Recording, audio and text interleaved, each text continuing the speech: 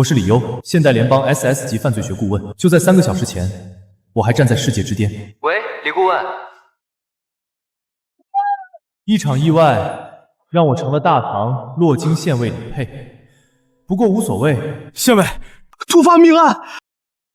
只要有命案的地方，就是我的主场。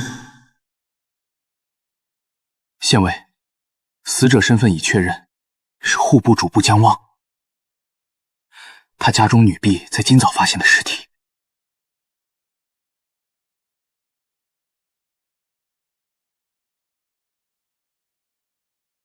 县尉，你在干嘛？没什么。装模作样，谁不知道他是靠关系当上的县尉？真以为自己会破案呢？身体口鼻无余温，非1个时辰内断气，关节尚且灵活，断气时间也不会长。如今6月，小暑虽未至，天气却渐热，尸体未见议论，断气不超过6个时辰，推断在子时左右。口中有茶叶，死前当在饮茶。屋内摆列整齐，未见都很近。啊，怎么回事？县尉，你真会啊！你这叫什么话？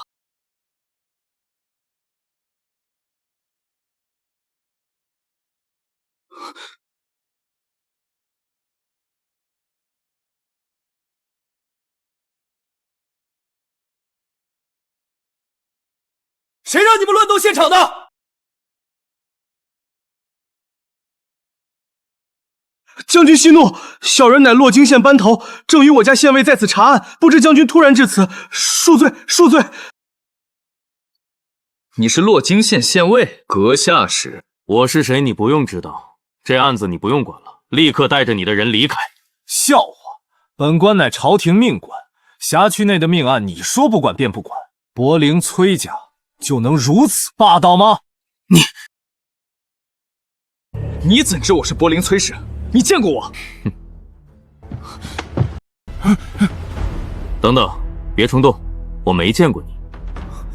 那你怎么知道我出身柏林崔家？猜的。哼，你当本将军是3岁小孩子吗？真是猜的，这不是明摆的吗？第一，你态度高傲，从进门不是斜眼就是鼻孔看人，在我大唐官场，像你这种张扬跋扈的，10成里有9成都是世家子弟。第二，你内衬紫绣，腰缠金玉。根据我大唐规矩，紫色最贵，非3品以上官员或1等世家不得穿戴。你如此年轻，不可能是3品朝官，如此就只能是崔卢李正4姓子出身。第三，你身怀神武卫腰牌，说明你在神武卫中身居高职，而天子6位今无神武最尊，其中神武卫更是非皇室姻亲不可不敬。4姓之中，唯柏林崔氏与皇室姻亲最近。以上，阁下还有什么疑问吗？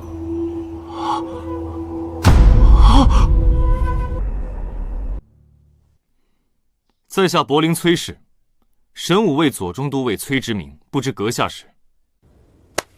在下洛京县县尉李佩。李县尉，适才是我莽撞，不过此案已交由我神武卫负责，你们还是请回吧。既如此，可有京畿府文书？明日我让京畿府补于你。这么说，今日没有了？李县尉这是何意？很简单，既然没有文书，洛京内的命案，本官如何能不管？不过你们神武类权势滔天，我也不敢管。不如这样，你查你的，我查我的，咱们互不干扰，如何？哼，随便你。不过我警告，别干扰我们。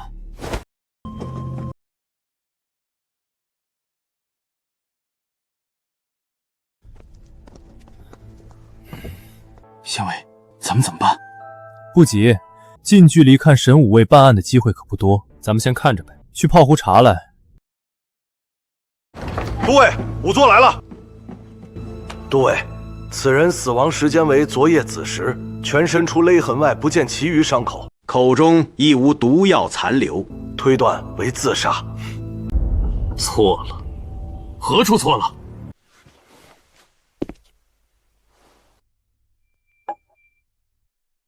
不是自杀，是他杀。不是自杀，是他杀。你是何人？哼，他是洛京县县尉。洛京县尉，你也懂验尸？略懂。老夫自幼跟随家师学习勘验，至今已有30年，期间见过各类尸体不下数百。此尸体全身无伤，口中亦无毒药残留，发现时亦是上吊。你为何说是他杀？他是被人杀了后挂上去的。被人杀死后伪装确实有这种可能，但若是旁人凶杀，为何屋内如此整齐，不见打斗痕迹？你也是泾县县尉，当知晓，若是两人搏斗，就算事后凶手将散落东西复原，也难免会留下痕迹。很简单，因为江主簿根本没想到对方会动手，凶手是在他毫无防备时突然动手，这种情况下他的反抗非常有限，所以这凶手一定是江主簿相熟之人，一个让他完全不设防的人。哼，一派胡言。李县尉，你说这话可有证据？有。不知道你们注意到没有，江属部是上吊自杀的。一般而言，上吊之人在临死前都会窒息挣扎，会牵动脖颈处的绳索或布挪动，这样一来就会在房梁上的落灰上留下痕迹。我刚才观察过了，江主部房梁上落灰完整，除了用来上吊的布痕，没有任何挣扎痕迹。这说明他上吊时根本没有挣扎，要么是昏迷后被人吊上去，要么是死了之后被吊上去，而不管是哪种，都不可能是自杀。去查。对，如李县尉所言，没有挣扎痕迹。这一点我倒没注意到。可就算是自杀，若本就身体羸弱，也是有可能快速窒息昏迷。这样一来，挣扎的幅度将会很小，未必就会在房梁上留下痕迹。李县尉若仅有此论，怕是不足以为证。看来仵作确实是这一行的老手，可你的说法也仅是可能性之一。但我不同，我还有其他佐证。什么佐证？江主簿昨夜死前在等人。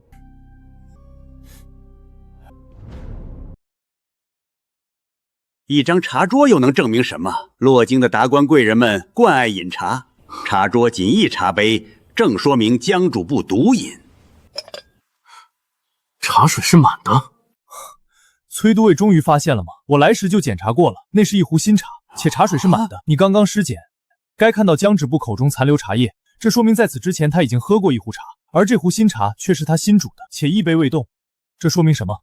他在等人。这虽是证据，却也只是佐证，还需其他证据。要铁证是吗？好，我今天便给你上一课。自缢之人，眼闭而唇开，一喉上舌抵齿，一喉下舌多出，且手多握拳。但你看江主簿，他哪一点符合了？他竟真是被人所杀！我入仵作30年，竟看走了眼。来人，把江府所有人叫出来问话。你就是最先发现江主簿尸体的婢女。是，奴婢今早去喊老爷用膳，到门前却发现房门紧锁，根本打不开，呼唤老爷也无人应射。我察觉不对，连忙去找裴管家，一同拿了钥匙才开了门，然后便见到老爷。老爷，你是说你今早去的时候房门是锁着的？是。管家何在？我在。昨夜可有人来拜会你家老爷？平日里可有人与他结仇？交往最密者都有何人？没有。昨夜老爷早早便将我等遣退，一夜安静，未见响动。至于仇人，老爷在户部任职以来，向来与人为善，不曾听过有结怨之人。往最密者则有几人，分别乃吏部的田元王、户部的赵主事以及神策军的刘将军。崔都尉，我就此回县衙，咱们后会有期了。李县尉今日白跑一趟也算辛劳，早点回去休息也好。至于这案子，就不劳你们洛京县费心了。那可不见得，要不咱们打个赌如何？赌什么？就赌不出3天，你会为这案子登门求我。3天？笑话！你虽有些小智，却也只是人前显摆的假慧。我神武卫人才济济，破案只在眼前，岂用求你？希望到时候崔兄的行为能像你嘴一样硬。咱们闲话莫说，崔兄若输了，只需日后需要时帮我办一件事即可。好，你若是输了，我也要你替我办件事，公平吧？崔兄爽快，告辞。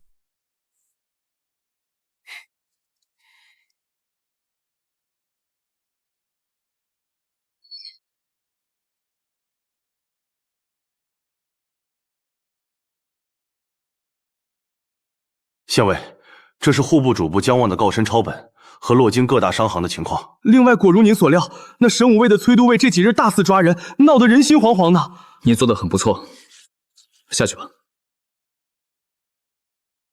县尉，小的有个疑问，不知当讲不当讲。你想问什么？县尉，那日那姓崔的既然那么霸道，信誓旦旦的说这案子不用我们管，你又何必再惹麻烦？俗话说多一事不如少一事，更何况是这种朝廷命官的案子，真要落在咱们洛京县，大小也是个麻烦，不是？想不到你一个班头能够这种见识。不过我问你，崔直明说这案子不用我们管，这3天内可有京畿府的公文下来？可他是神武卫，乃天子禁军。哼，那又如何？神武卫能特事特办，咱们能吗？没有移交的文书，洛京的命案都归咱们管，按规矩来总不会错的。且等着吧，一个户部主簿在家中被伪造成自杀，这案子不简单，一个不好，不知道要摘多少乌纱帽，掉多少脑袋呢。这么严重？县尉，有一名姓崔的都尉求见。这不就来了吗？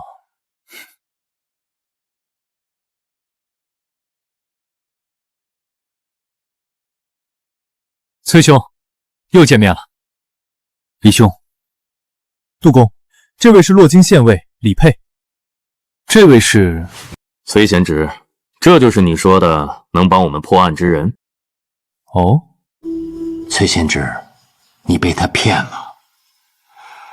早知你是来找这人，我便不同你来了，平白浪费时间。老先生，认识我？不认识，但你的大名我却听过。洛京县县尉李佩，不学无术，胸无底墨，整天不思如何为官，专门钻营些蝇营狗苟之道。3年前，为了走通刘向门路，不惜重金相贿，更恬不知耻地拜刘向刚纳的小妾为干娘，这才求来洛京县尉一职。此事人尽皆知，贤侄定是让他骗了。没想到前身的官位竟是这么来的，怪不得之前连那些捕快都对我态度轻蔑。不过这么说来，我岂不是变相有个宰相干爹？日后要多多走动才行啊！哼！崔贤侄与这等小人一起查案，简直辱我清明。本官先走了，你还要留下不成？杜公且慢，慢走不送。不过杜郎中可要想清楚，这出门容易，再进门可就难了。你身为户部主事，属下的主簿出了这等命案，上面又限期破案，真到时间破不了案，怕是不好交代吧？起码一个失职之罪是跑不了的。你向他提过我？没有。那你如何知晓老夫是户部郎中？本官问你话呢？简单，你右手拇指与食指和中指的指腹第一关节内侧有一层明显的薄茧，那是常年执笔与拨上算绰留下的。其次，你腰间挂着一个算袋，其中当装有卷尺和算筹等物，这都证明你是户部官员。另外，崔都尉正在查的这件案子本身就与户部有关。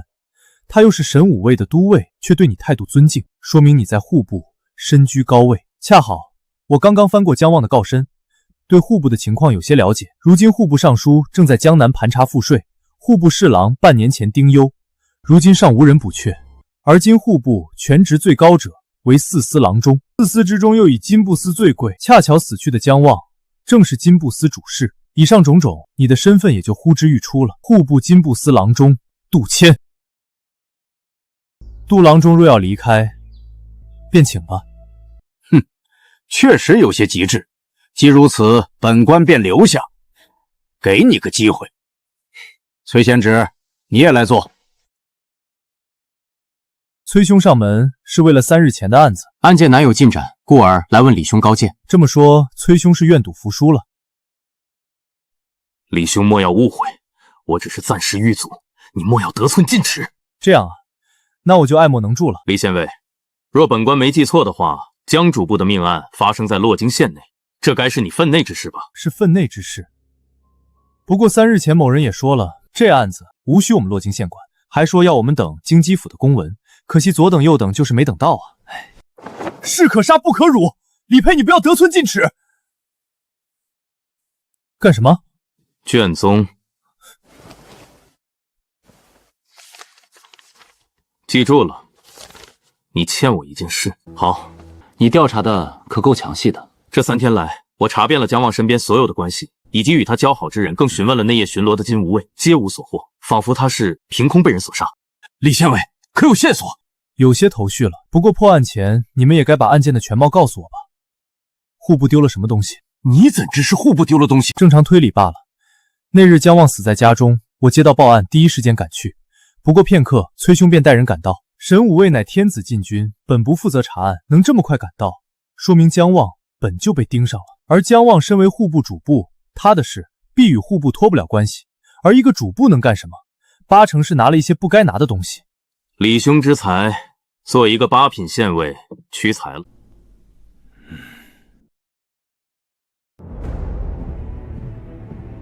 这是之前的卷宗，并不复杂。日前有番邦进贡了一件异宝，名画琉璃药王佛，传闻此宝乃千年太岁得道，修成了佛身，似玉非玉，有生死人肉白骨之效。恰逢如今圣人病重，得此异宝，欣喜不已。殊知刚刚送入户部，第2日便不翼而飞。天后震怒，下令我等5日内彻查此案。如今已过3日。你说圣人病重？不错，这有何问题吗？圣人自2年前身体便不好，一直在宫内静养，这点朝内皆知。抱歉，此案我洛京县爱莫能助。来人，送客。2位上官请。怎么回事？刚才不还好好的？李兄，你是不是发现了什么？你是忌惮凶手身份？你放心，我以柏林崔氏之名担保，只要你说出来，我定保你无事。2位上官莫让小人难做。李兄，你已经卷进这案子，此时想退，恐怕由不得你。此乃经济府公文，乃是命洛京县县委配合调查此案。李兄，是否要看一眼？果然是经济府要我配合的公文，这案子是天后亲自献期，这么一来岂不是？没错，李兄，你现在也是奉旨查案了，5日期限还有2日，若2日之内还既拿不到真凶，我等皆要下狱。你该知道天后的手段。崔之明，你可害苦了我。这还要多亏了李兄那日的提醒，不然我还想不到去京畿府讨这份符帖。好了，我们现在是绑在一根绳上的蚂蚱，你若有什么线索，尽早说。这种时候还有什么好说的？王胜，在，召集人手，准备抓人。是。李兄，你莫非已经知道凶手是谁了？暂时还不知道，但谁规定找东西就一定要知道真凶的？什么意思？崔兄，你这3天来调查的不可谓不详细，把最近和江主簿有过接触的人全部调查了一遍，可这并不是查案的重点。什么意思？你有没有想过，就算你真的抓住了真凶，就能找到丢失的宝物？李县委，有什么话但请直说。天后下令让你们寻找丢失的贡品，如今最大嫌疑人江望遇害，凶手悬而未决。假设贡品落在杀害江望之人手中，他们下最着急的是什么？把这件贡品出手。不错，宝物虽好，也要有命享用才行。而在洛京这种地方，敢接手这等违禁品的地方可不算多啊。你是说千宝阁？正是千宝阁。这是我这3日收集的洛京各大商行的信息，其中千宝阁背景最硬，胆子也最大，什么货都敢卖，什么货也都敢收。明面上的老板名唤沈千豪，常出入各大王公贵族宅邸。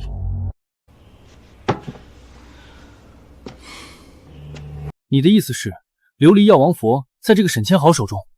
我没这么说，但世间没有不透风的墙。沈千豪在洛京横跨黑白2道，人脉极广。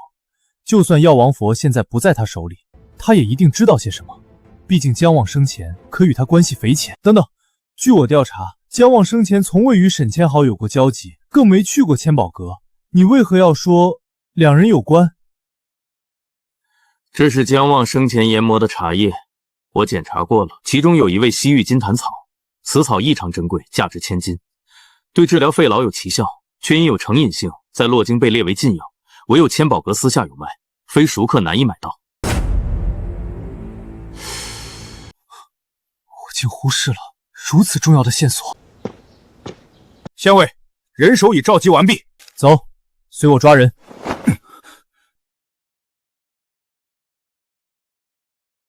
几位官爷，我家主人午后一直有在屋内看书的习惯。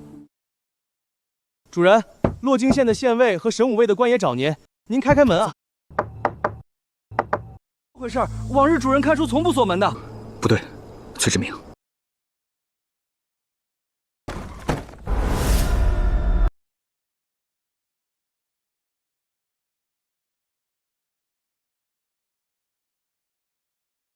死了！老君，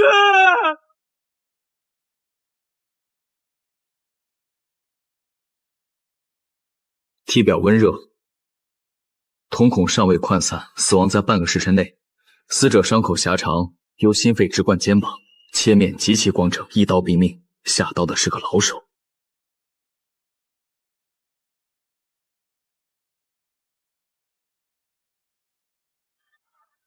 崔兄，你没事吧？没事，差点阴沟里翻船。大家勘察时小心些，房间里或许有其他陷阱。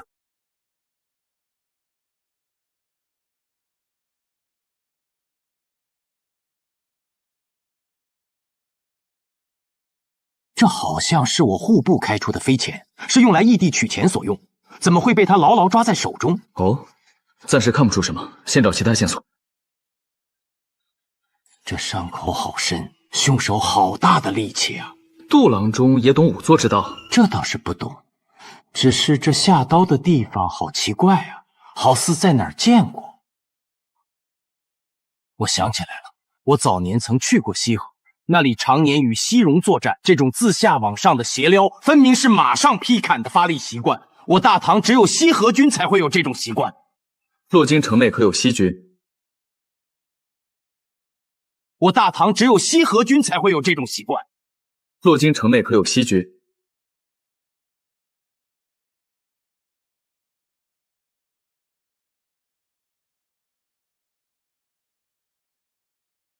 西军乃我朝精锐，退伍后一般都会遣返家乡。若说洛京，金吾卫内倒是有些西军转任的。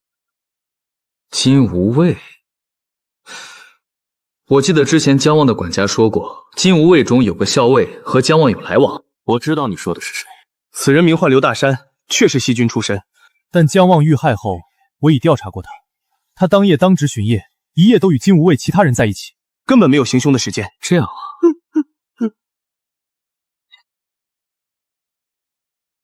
先别哭了，我问你，今天都有谁来找过你家主人？或者你家主人最近有什么反常的地方？好好想想，告诉我。我家主人历来谨慎，从不单独与人相见，就算要见，也会告诉我们来者身份。今日午时，他也一直在房间内读书，未见有人前来找他。对了，我想起来了，主人今早好像说过，晚上与人有约，要去见什么人？见谁？快说！这小人不知，主人没有告诉我。崔兄，你吓到他了？你还能想起什么？就这些，真没了。你去召集家中所有人，我要一一问话。好。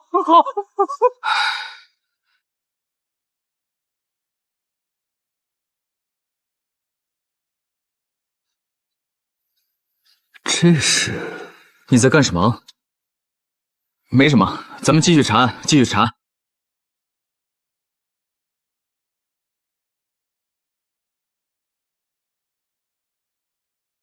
该死，好不容易找到的线索又断了。是吗？这可不好说。哦，李县尉莫非有什么新发现？确实有些新想法，不过还需验证，现在还不好说。这不是崔都尉吗？可真巧啊！刘校尉确实是巧。不知你们在这里做什么？最近洛京不太平，大将军便让我等多多巡逻。不知崔都尉这是与你们金吾卫无关。魏将，不可对崔都尉无礼。他就是那个刘大山，他身上有血腥味儿，我闻到了，但他是金吾卫，抓他需要确切的证据。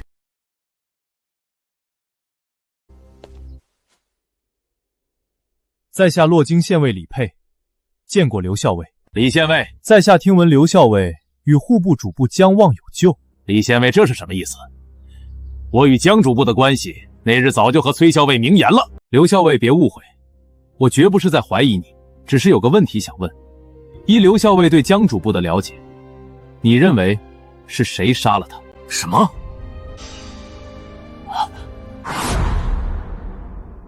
你认为是谁杀了他？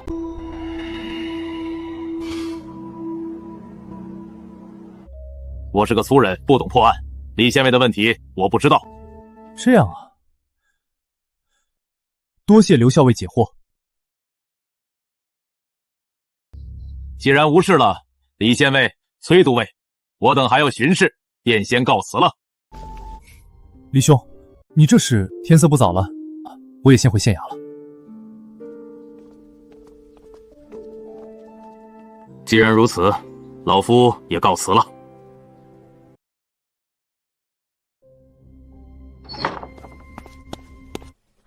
王军，门外有一名自称李佩的人求见。李佩，这个时辰，让他进来。李兄，这个时候上门意欲何为？月黑风高夜，正是破案的好时候。崔兄不觉得吗？我就知道，你定是白天有所发现。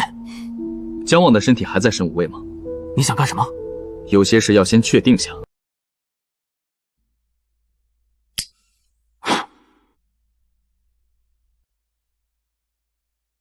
果然如此，是我一开始想差了，原来是这么回事。果然如此，是我一开始想差了，原来是这么回事。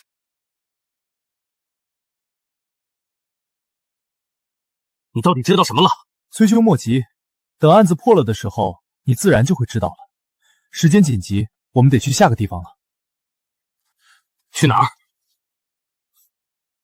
去见一个人。谁？沈千豪，本来想见的人。你知道他是谁了？你有没有想过，按理来说，琉璃药王佛这么珍贵的贡品，仅靠姜望这个户部的主簿，真的能神不知鬼不觉地偷走？你的意思是，他还有同伙？这是今天沈千豪手里的飞钱，这能代表什么？这就是线索。飞钱是我朝特有的汇兑凭证，是用来方便朝廷调度、异地取款用的。一般而言，只会开给户部或各大官商。像沈千豪这种只在洛京做生意的富商，并不是很需要。还有，正规的飞钱需要填写完整的信息，而这张除了有户部印章外，收钱的人却是一片空白。这不合常理。我查过了，现在洛京能开出这种空白飞钱的只有2人。一个是户部度支司郎中吕真，另一个则是吕真的副手度支司员外郎赵康。吕真已年过60，近半年来身体抱恙，并不怎么去户部，所以唯一能开出这种空白飞钱的只有赵康。这也是沈千豪想告诉我们的信息。可以想象，他今天午后面对突然闯入的凶手，必定惊恐。在极短时间内，他只来得及将这张飞钱牢牢地攥在手里，就是为了告诉我们，赵康就是他晚上约见的人。对了，我还查到一个有意思的事，赵康和死去的姜望是15年前的同科进士。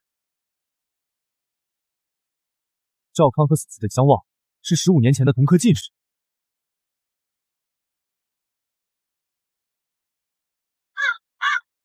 这里就是赵员外郎家，他为官清廉，只有这处小院，院内也只有一个老谋师傅。咱们不要声张，翻墙进去。等等，既然已查到线索，为何还要偷偷行动？我直接派人围了此宅，提审赵康即可。提审？我说崔都尉，你是在神武卫呆傻了吗？他一个6品户部司员外郎，咱们以什么名义抓人？有证据吗？难道就凭沈千豪手里空白的飞钱？神武卫抓人从不看证据。是，柏林崔家天下第一。可这个案子并不是那么简单的。你知道这赵康和姜望是怎么扯到一起的？你不是说他们是15年前的同榜进士？那你知道他们那一年的做主是谁？是段继兴，永安公主的驸马，圣人的妹夫，段驸马。没错，而且我还查到刘大山进入金吾卫也是段驸马推荐的。事已至此，咱们也只能硬着头皮查下去了。你倒还好，出身名门，无论如何大概率是死不了。可怜我只是个8品县尉，刚过来还没几天呢。是我害了你，这种就别说这些了。哼，不过所谓塞翁失马，焉知非福，倒也不用太过悲观，先进院再说。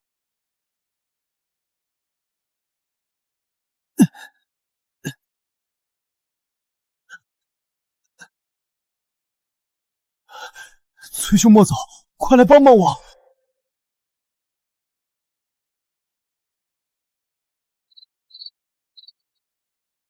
就是这间了，门在内锁住了，去找找，看有没有窗户之类的能翻进去。门窗都从内锁死了，情况不对，强行破门吧。等等，这样动静太大，让我来就行了。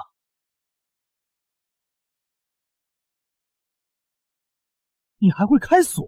略懂略懂。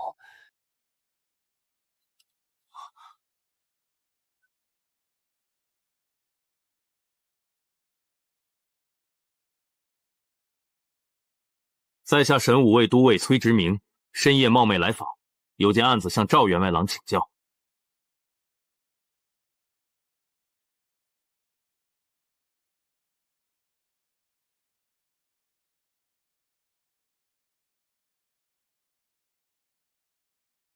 体温尚未下降，伤口渗血很新，刚死不久。不对，怎么了？崔兄，你有没有想过，如果赵员外郎刚死，而我们进入时这屋子又是全封闭的，凶手是何时离开的呢？你是说凶手还在屋里？屋里能藏人的地方不多，一个个找。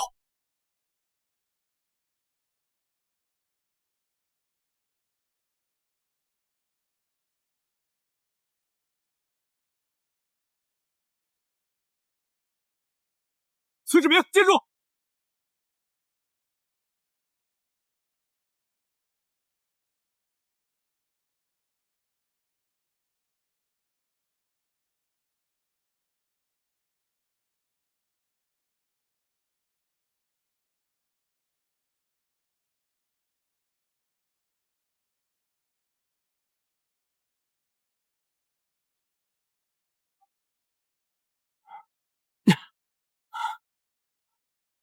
追丢了。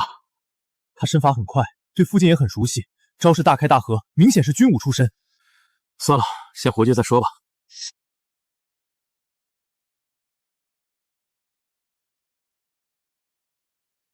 什么人？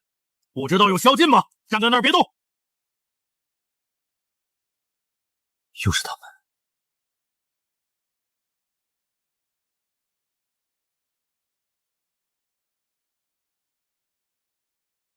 什么人？不知道有宵禁吗？站在那儿别动！又是他。李县尉、崔都尉，怎么是你们？刘校尉，又见面了，咱们还真是有缘啊！深夜查案，追踪贼人至此。查案？贼人？你们有谁见到贼人了吗？没有。我二人确实是在追捕贼人。抱歉了，我等巡夜并未见到所谓的贼人，反倒是二位身为朝廷命官，知法犯法，触犯宵禁，还请随我走一趟吧。放肆！我乃神武卫都尉，奉旨查案，你们金吾卫无权拿我。反倒是你，刘校尉，你就没什么想说的？崔都尉什么意思？什么意思？刘校尉清楚。白天千宝阁的沈千豪死于家中，刘校尉刚好带队巡视。今夜户部赵元郎同样死于家中，又是你带队巡视，这未免也太巧吧？崔都尉，这是怀疑我了？你想证明清白也简单。刚刚凶手被我刺中左肩，你只需脱掉左肩让我一观，自然清楚。放肆！刘校尉一直与我等在一起，从未离开。你们神武卫莫要欺人太甚！怎么不敢？好，我今天就让你看个清楚。怎么不敢？好，我今天就让你看个清楚。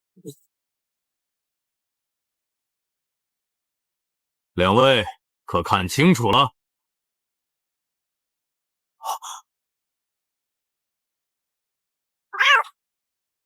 既然看清了，那就请两位随我走一趟吧。且慢！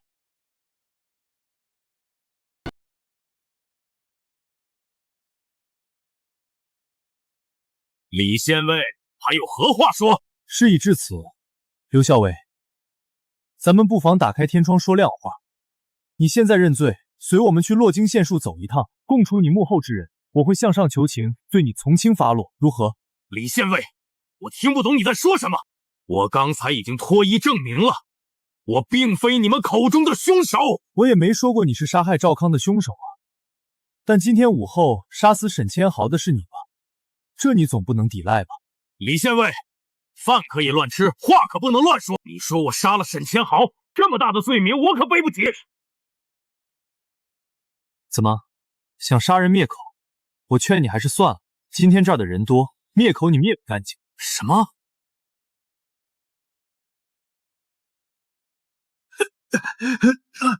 县尉，我等依你的吩咐，早早埋伏在周围，果然抓住这名贼人。辛苦了。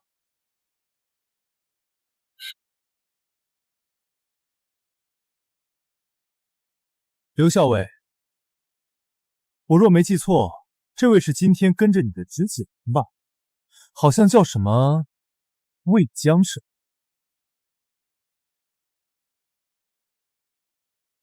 刘校尉，随我们走一趟吧。刘校尉，随我们走一趟吧。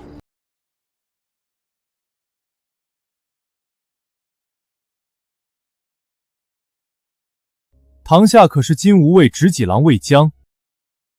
你眼瞎吗？自己看不见？笑啊？怎么不笑了？天子禁军金吾卫是吧？以为这种身份就能保得了你们？我圣天子治下，王子犯法与庶民同罪，再敢嬉笑公堂，一律每人杖罚20。继续。不愧是伯良崔家，就是硬气。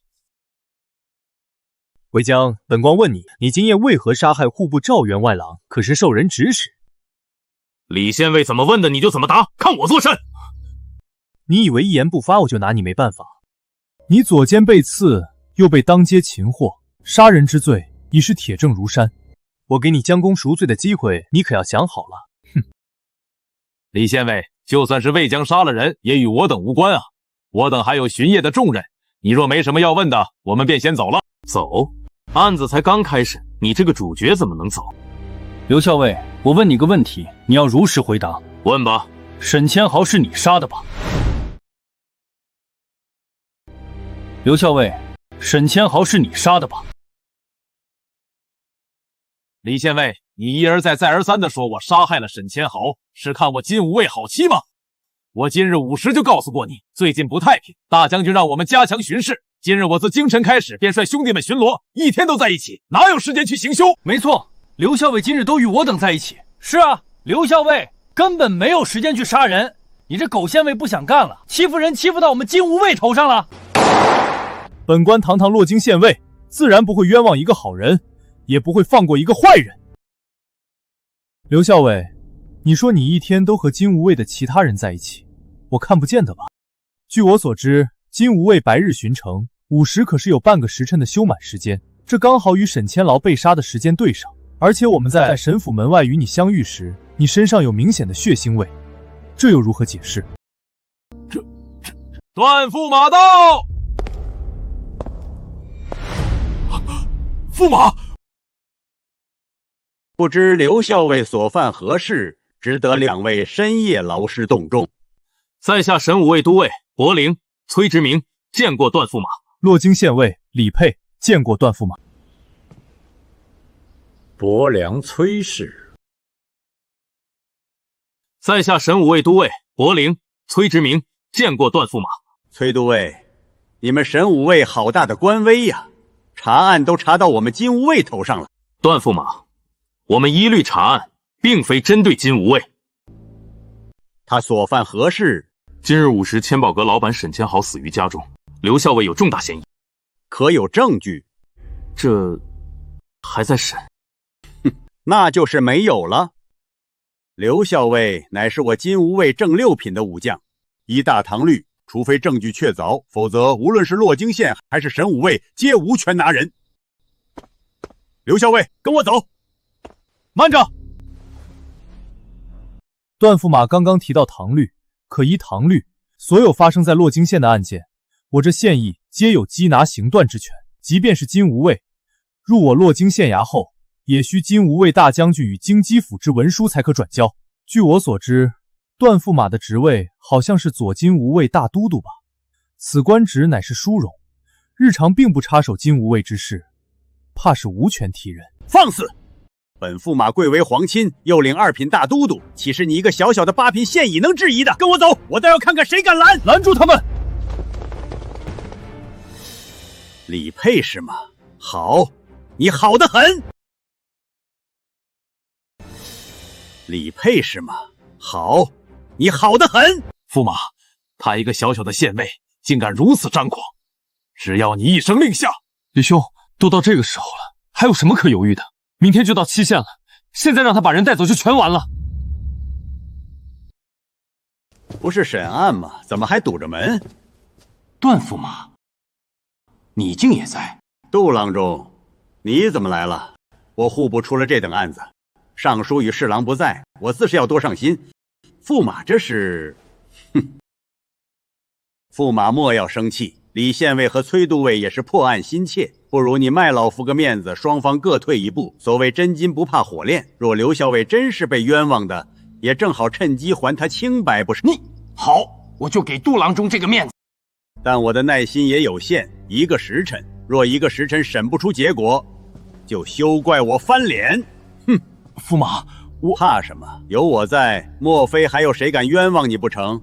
李县尉，开始审吧。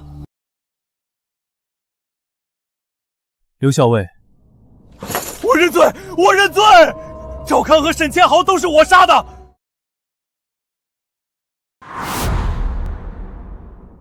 刘校尉，我认罪，我认罪！赵康和沈千豪都是我杀的。唉，明明这么简单的案子，非整这么多幺蛾子。本来今天还想早睡的，哼，终于肯说话了吗？我还以为你是哑巴呢。好，既然你愿意认罪，那我问你，杀人总要有理由吧？你为什么杀他们？我和赵康是旧怨，我是陇右军出身，解兵后来了洛京，当时朝廷承诺补发我们1年粮饷，我去户部领钱，却被赵康克扣进半。那时我便怀恨在心，想着有朝一日一定要杀了他。仅仅是因为克扣粮饷，你就要杀了他？没错，我们陇右军讲究恩必偿，仇必地报。那些钱不光是我一人的，还有许多战友的抚恤，他们战死在陇右，家里还等着这笔钱救命。呸！那个赵康连这种钱都贪，一刀杀了实在太便宜他了。好，姑且算你们有仇。那沈千豪呢？你杀他又是为什么？沈千豪更该死，他在洛京生意做这么大，伤天害理的事儿可没少干，我杀了他也算为民除害了。行吧，那你是怎么杀他的？还能怎么杀？我进他屋内，趁他不备一刀取了他狗命，然后就翻墙离开了。是吗？哼，既然他都认罪了，不快点结案还等什么？李县尉，莫非这种情况了，你还想强行污蔑不成？说好的1个时辰，段驸马又何必这么心急呢？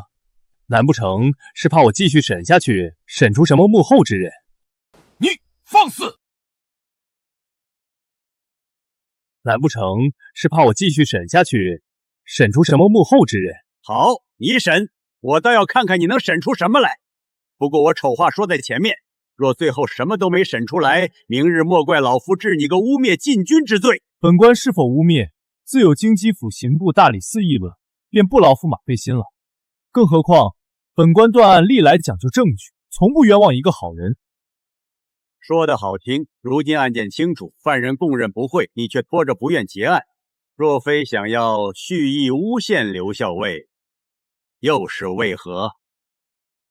犯人供认，不代表就是真相。赵康确实是魏江所杀，但沈千豪不是。笑话！你说不是就不是，你以为你是谁？我自然能证明沈千豪并非他所杀。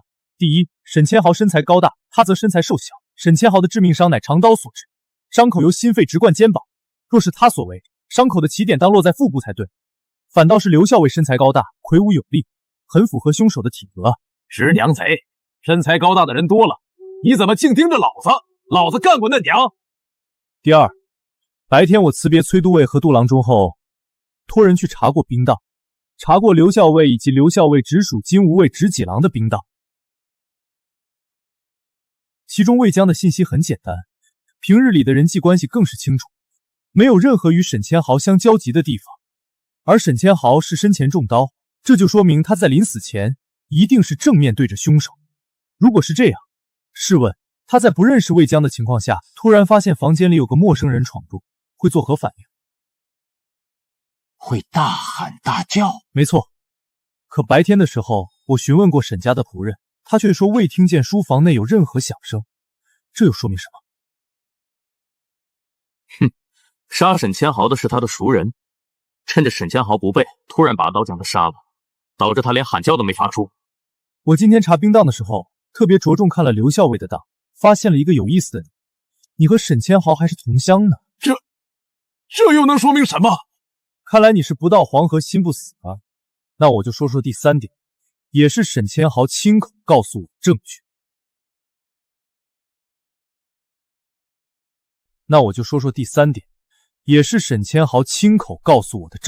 笑话，死人怎能开口说话？死人当然没法说话，可沈千豪不同，他是洛京最大的豪商，更是聪明人。在他死前，他已经把该说的都说了。来人，请刘校尉脱靴，然后用火炙烤他的鞋底。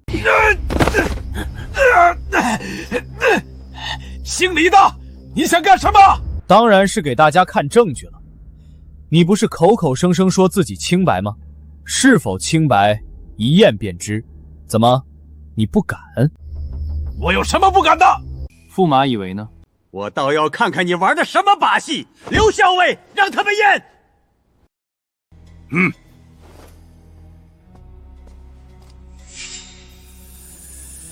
这是什么？为何刘校尉鞋底会有如此灵光？我不知道啊。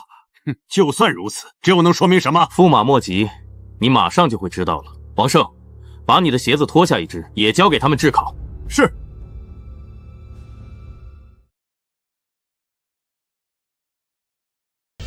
原来如此。王胜，把你的鞋子脱下一只，也交给他们炙烤。李县尉、崔贤侄，这是火鹅粉，是一种西域特殊飞蛾身上的磷粉，用特殊方法炮制后极其眼微，近乎无法察觉，但用火炙烤时会呈现晶莹灵光。原来如此，可为何刘校尉和王班头鞋底会有这种鹅粉？不是他们俩脚下有，而是我、崔都尉、杜郎中和今日所有去过沈千豪书房的人脚下都沾染了这种磷粉。什么？沈千豪是个聪明人，他知道干他这行有多危险，因此养成了谨小慎微的性格，就连在自己房间的窗户上都留下了机关陷阱。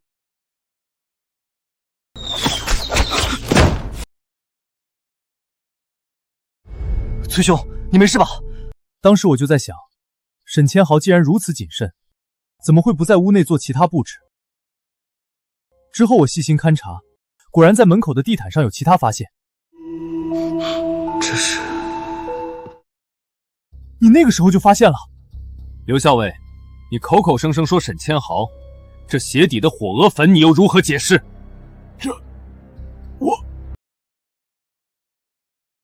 这鞋底的火鹅粉你又如何解释？刘校尉，那晚江主簿在家等的人也是你吧？我查过你们金乌卫的巡逻范围，你所属的队伍负责的是通化门一带，但3日前你却主动换去延兴门附近巡逻，刚好是江主簿家的位置。那是因为负责延兴门的赵校尉临时家中有事儿，是吗？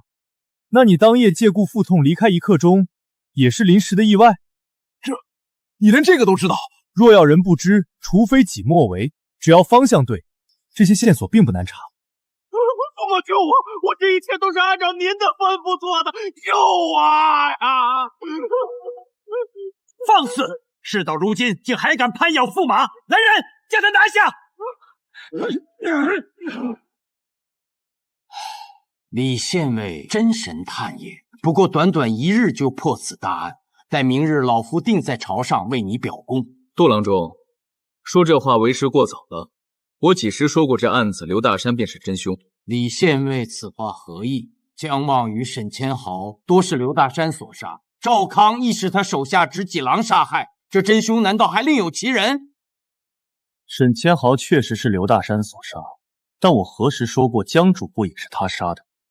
你明明刚才亲口说。杜郎中反应过来了，我是说过江主簿那晚等的人是他，可我却没说过杀害江主簿的也是他。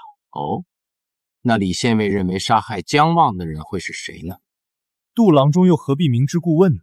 你才是杀害在江主簿的真凶！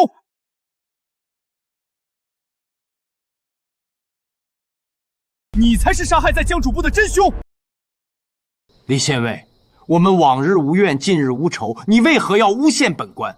难道你忘了，今日我为了破案，与你和崔贤侄一同奔波，却在案件中知无不言。若如你所言，我才是凶手，我为何要如此帮你？很简单，配合我们是假，想将案件导向你想要的方向才是真。一派胡言！段驸马，此子狼心狗肺，之前想攀咬你，如今更是污蔑我。不如你现在下令，让金吾卫将他拿下，待明日你我一起上奏，治他个诬告上官之罪。我看谁敢！杜郎中，稍安勿躁，我倒是想听听李县尉的说辞。杜郎中，其实一开始的时候我是完全没有怀疑你的，但沈千豪的死让我产生了一个怎么都想不明白的疑问，那就是他们为何要杀沈千豪？这还用问？当然是杀人灭口了。可是他们为什么要杀人灭口？那当然是因为不想我们找到药王佛。是啊，我们去找沈千豪，是因为身为洛京黑白两道最大的豪商，想要销赃大概率要经过他手。可如果是盗走药王佛的凶手，他们可还要利用沈千豪销赃呢，根本没有理由去杀沈千豪。所以我当时就在想，有没有可能凶手和我们的目的一样，他们也在找药王佛的下落？你说对吧，段驸马？有点意思，继续。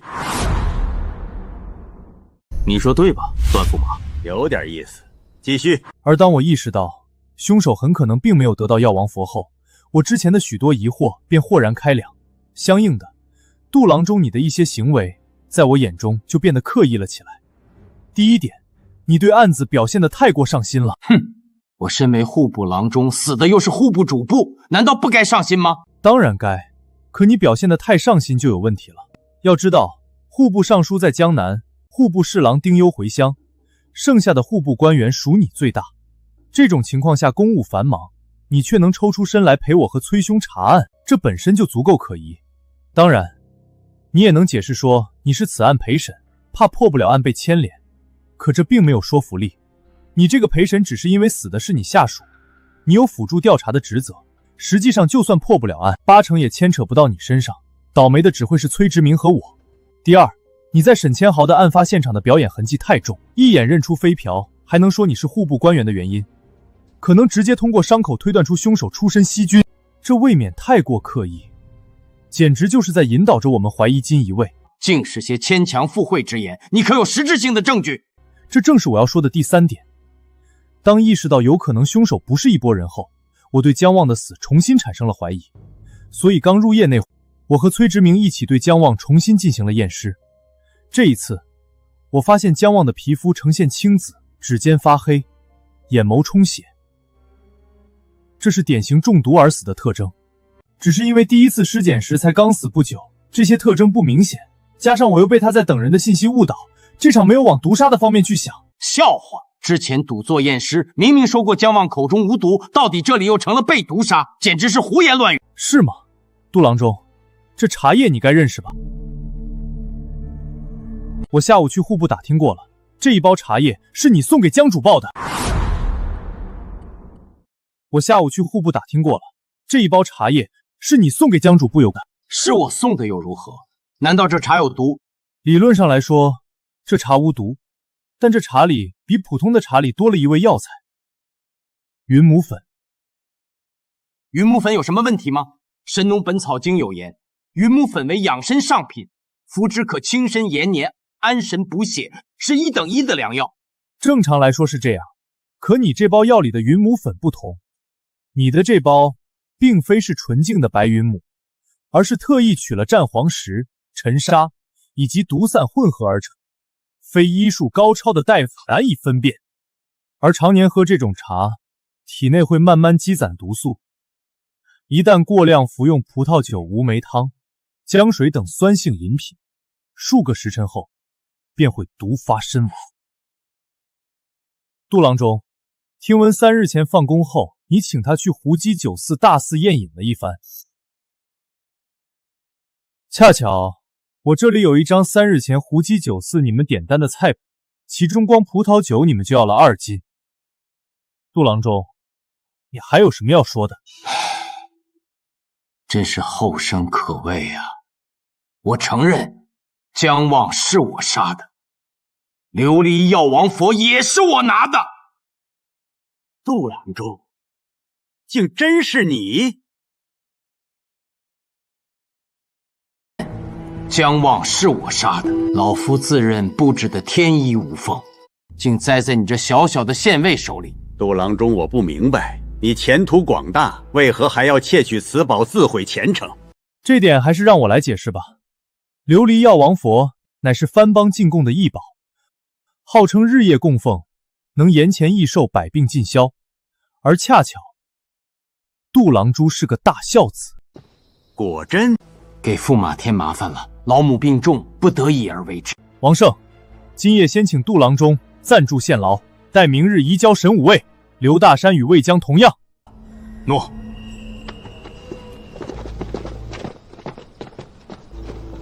李县尉真乃神探也，一日之间抽丝剥茧，竟能破开如此复杂的案子。本朝之中，除大理寺狄公外，李县尉乃是老夫仅见。驸马谬赞了，晚辈这点微末道行，哪敢和狄公比？总之，多谢你找出真凶，后会有期。驸马留步。段驸马，其实直到现在我仍有一个疑惑，不知可否请驸马解惑？你们先出去等我。你问吧。你问吧。正如驸马所知，杜郎中窃取药王佛是想为老母治病，那驸马想要药王佛又是为何呢？据我所知，驸马身边好像无人为重病吧？李县尉，有些事儿知道的太多，不见得是好事。驸马莫怪，我这人就是好奇心重了点儿。最后一个问题，听说您和圣人少小便相识？不错，我与圣人乃总角之交，这些朝野皆知。还有什么要问的吗？多谢驸马解惑。云兄，你这是……嘘，哼，别问，知道太多不是好事。你要实在忍不住好奇，不妨想想这案子到底是怎么来的。此话何意？番邦进贡的珍宝，又是能治百病的神奇之物，按理不该直接送到宫中吗？为何要先入户部？你好大的胆，不要命了不成？放心，小时候算命先生给我看过，说我会长命百岁。天不早了，早点回去休息，醒了后把该忘的都忘了。3名犯人都已经移交你们神武卫了，你怎么还不走？无论怎么说，这次破案全赖李兄。之后我会上书为你请功。请功就免了，血别溅我身上就好。县尉、崔都尉，琉璃药王佛果然在杜禅老母家中，已经取回。果然是异宝啊，难怪这么多人心动。罢了，这东西不能多看。王胜，宫里人来了吗？速速送走。是。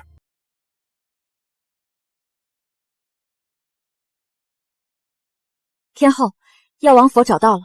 哦，崔直明倒是能干，这限期还没到，他就把东西找回来了。是，听说这次他找了洛京县尉李佩帮忙，不过1日便破了案，将药王佛寻回了。李佩，就是那个为当官认了比自己还小的干娘的草包？正是。看来传闻也不尽不实啊。坊间传闻多做不得准，天后可要赏他们些什么？既是立功，自然有中书省论功行赏，姑不便插手。千年万岁，天眷长龙。婉儿，你说这世间可真有人能活千年万年？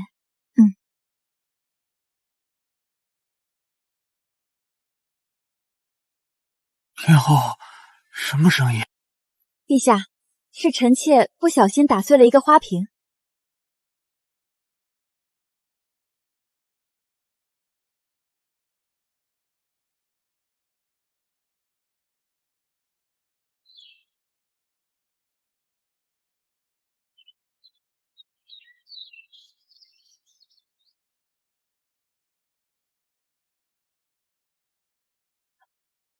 大郎，该起床了，今日还有事呢。大郎，你开开门啊！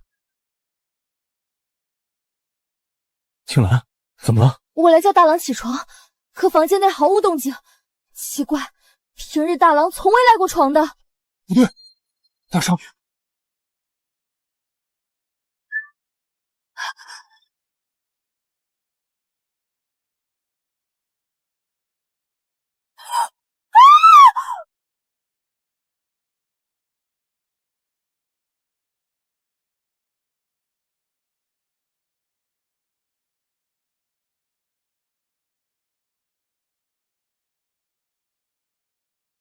记，指尖正常，身体微温，口中无残留物，角膜浑浊，血丝稀少，非中毒而死。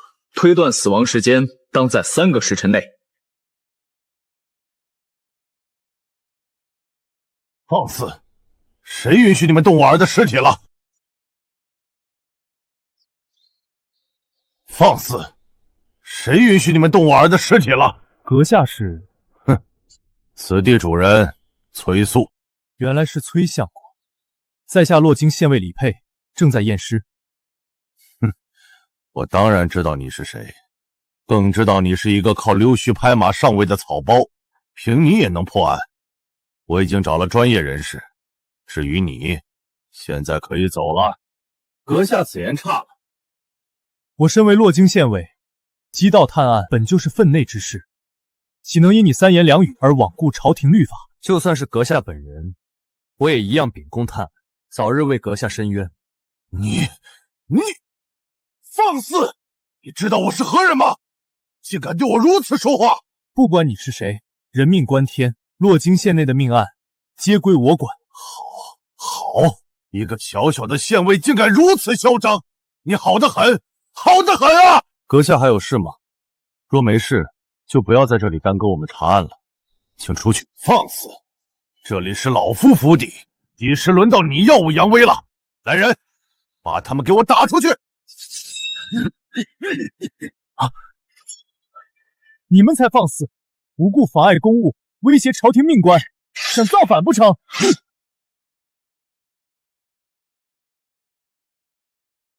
四叔，我来了。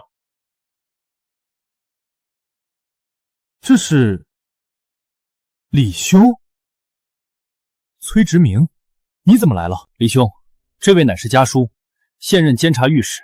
四叔，这位乃洛京县尉李佩。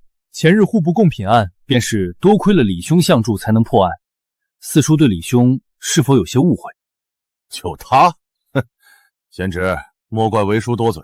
你涉世未深，难免轻信于人，怕是某些人想借我柏林崔氏的名声往上爬，你可要擦亮眼睛才行。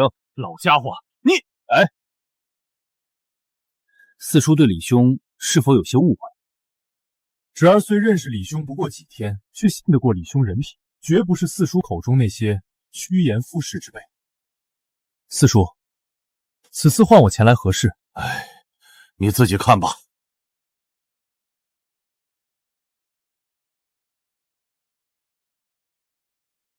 堂兄，李兄，可有线索？今早接到的报案，死亡时间不超过3个时辰，外表无明显伤口，房门皆被反锁，未发现脚印等明显线索。目前刚查到这儿，你这位好叔叔就要把我们赶出去。四叔，这定是误会，我愿为李兄作保。侄儿你罢了，看在我侄儿的面上，我可以让你查案。不过此乃我们崔家的家事，你若真有本事，便在1天之内查出真凶。若查不出来，非但将此事移交刑部，还要治你个扰乱命案之罪。哎，我们走。李兄莫怪，我四叔刚刚丧死，脾气暴躁了些，我在此向你道歉。不用，你们崔家都一个德行，我早习惯了。闲话少说，还是开始查案吧。你那叔叔可只给了我1天。怎么了？李兄，堂兄从小便待我不薄，如今离其身死，若不破案，我心难安。恳请李兄协助于我，莫将家书的气话放在心上。哎呀，崔兄说的哪里话？我像是那种小肚鸡肠的人吗？放心，对命案我一向是有案必破。多谢李兄。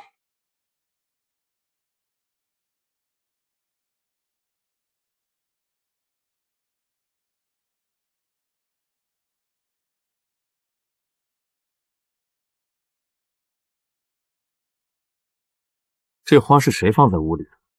回县尉的话，是小人搬入屋中的。你是？小人乃是府中花匠。既是花匠，当知道这是什么花吧？知道，此乃曼陀罗。什么？当知道这是什么花吧？知道，此乃曼陀罗。什么？曼陀罗乃西域毒草，花虽美，香气中却蕴含毒性，能使人致幻。洛经明文只可种于花园，不可盆栽于屋内，究竟是何居心？小人冤枉啊！这花小人也不愿搬到屋中，可大郎自3个月前便精神不振，每每失眠，只有闻了曼陀罗花的香气才能平稳入睡，小人也没办法。崔兄，他说的不错，曼陀罗虽是毒花，却毒性不强，若仅是花香，只会有少许麻痹神经的作用，远无法致死。也是因此，此花才被允许栽种。而且我已经初步验过尸，他并非死于中毒。你刚才说崔大郎是从3个月前开始精神不振的，为何是3个月前？当时发生了何事？崔兄，你知道原因？知道一些。家书有4个孩子，3子1女，死者乃是我最大的堂兄，名为崔景。1年前中了进士，一直在后官等缺。柏林崔氏也要侯官？这个嘛，一来我堂兄年纪尚轻，并不迫切；二来这1年虽然官位有缺，但要么是偏远州县，要么是闲散清职。我堂兄又想留京。明白了，没看上。你继续。除了崔景外，我另外2名堂兄弟皆在长安求学，而我那位堂妹则是家叔唯一的女儿，平日里颇受宠爱。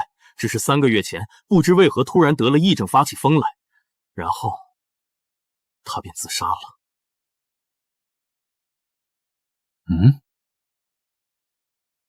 然后她便自杀了。你确定是自杀？我当时也产生过怀疑。堂妹年方18，从小便与我亲近，10岁时与京兆为氏定下婚约，3个月前本该完婚的，怎么就突然得了癔症，还闹到自杀的地步？堂妹去世后，我亲自来看过，更请了刑部的老仵作验过尸，得出的结论都是自杀。平日里崔景和堂妹关系最好，想来是伤心过度，之后便精神不振了。这里面平时用的是什么香？是安息香，有安息凝神之故。小姐去世前，大郎就在用了。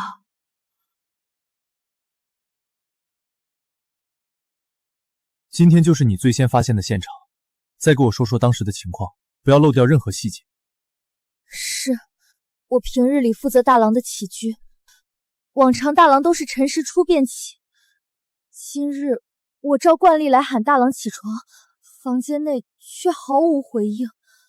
之后薛岩便赶来了。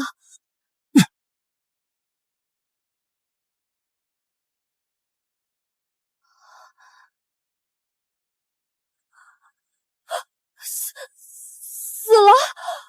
你在这里不要动，我去叫人。这么说来，是你们2个一起发现的尸体？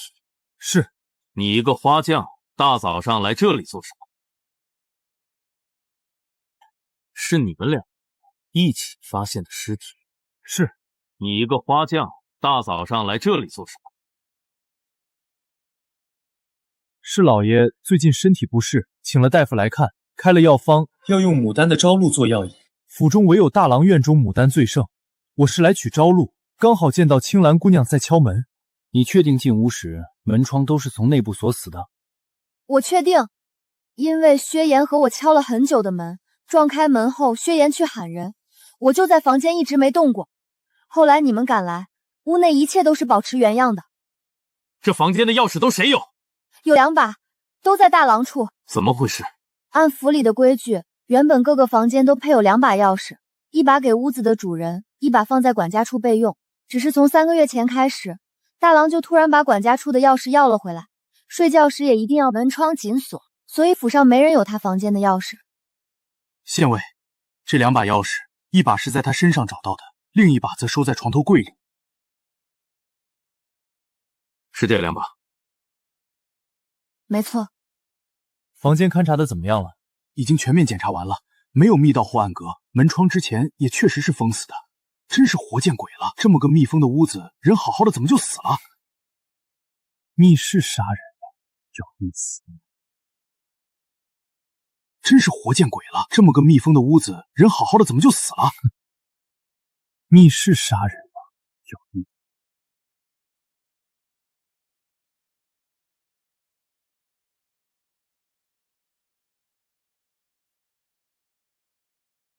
密室杀人什么意思？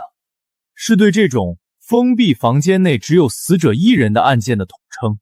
这种案子的凶手一般极其聪明，很难抓到他们的破绽，因此这类案子也是所有案子里最难破的，仅次于神经病的随机杀人。难破？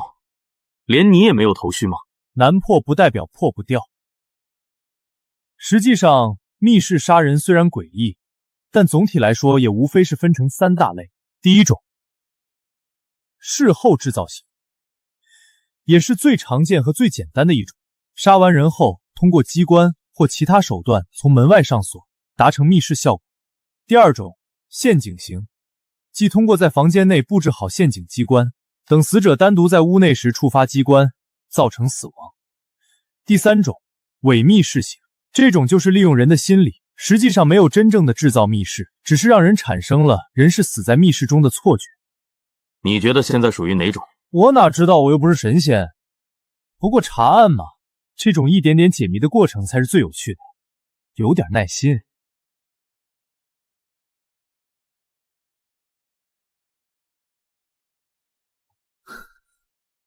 终于被我找到了。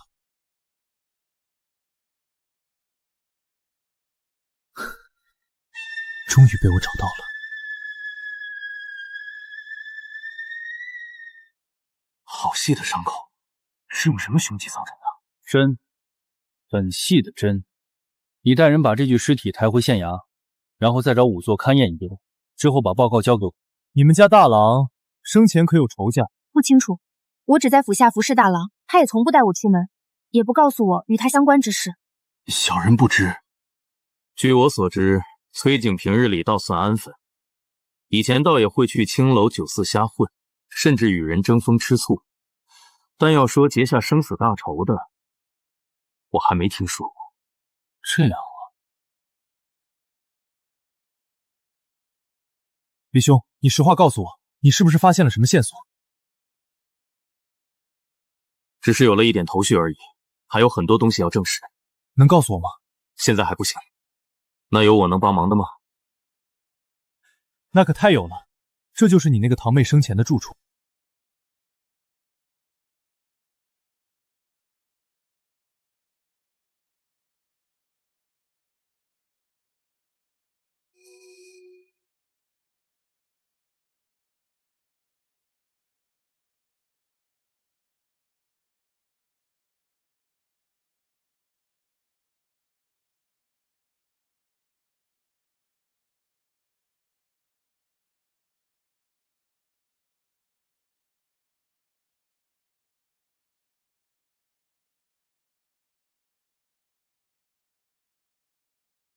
你堂妹是犯天条了，封这么死至于吗？像我们这等家族，未出阁的女子逝去皆为夭折，是不祥之兆。死后不能入祖坟，且要封闭住处，静置3年。封建迷信！李兄，你这是开锁啊？你之前不是见过吗？不是，我以为上次你是为查贡品案，你特意准备。哎呀，干咱们这行，很多时候其实需要另辟蹊径，撬门溜锁、抹黑绑票什么的都免不了，有备无患啊。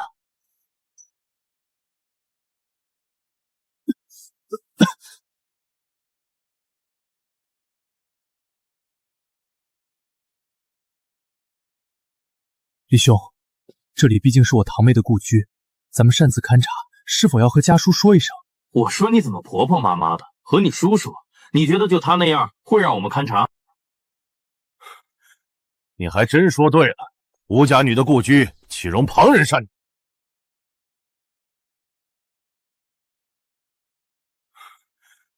吴家女的故居岂容旁人擅动？四叔，李县尉，这是怎么回事？我虽允许你查案，可这里是我女儿的故居，难道也与此案有关？四叔，你听我解释，李兄并非有意。你住口！我本以为你在神武卫3年能懂分寸，却不想被外人稍一蛊惑便做出这等事来。亏你堂妹当初还与你亲近，你是要让她死了都不得安息吗？崔公怎么就知道这2件案子无关？哼，倒是还忘了你啊！我女儿去世后，刑部、大理寺皆有人来过，更有仵作勘验，都言自杀。李县尉难道还有不同高见？只要是人，就有看走眼的时候，更何况即便是自杀，也不能证明两者无关。真是笑话！志明，这就是你说的极善破案，胡搅蛮缠倒是有一套。老夫受够了，给老夫从府里滚出去！四叔，不可！崔公，你这么急着把我赶走，难不成是在害怕？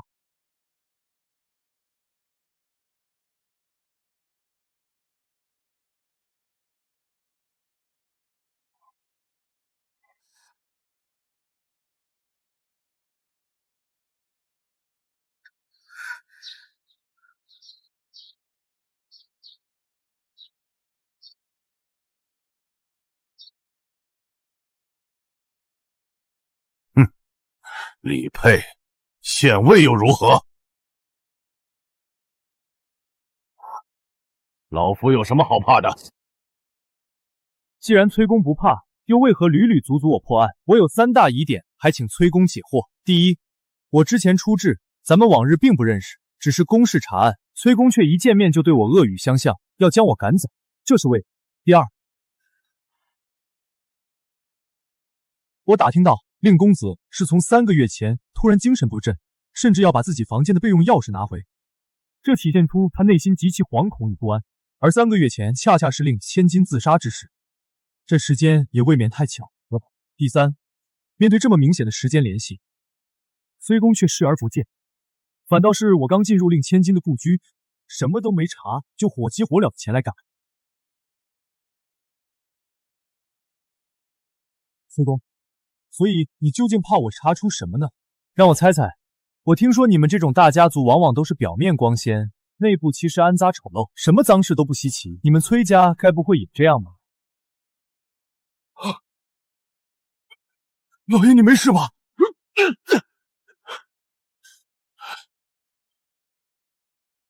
混脏东西，气死我了！来人，把他给我赶出去！赶出去！崔公这么气急败坏，是被在下说到痛处了吗？我知道，此时崔公心里一定恨不得将我千刀万剐。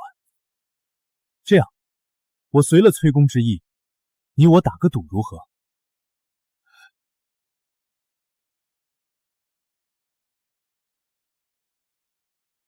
打赌？你想赌什么？就赌我能否在1天之内破案，以及令公子的死与3个月前令千金自杀有直接联系。崔公可敢？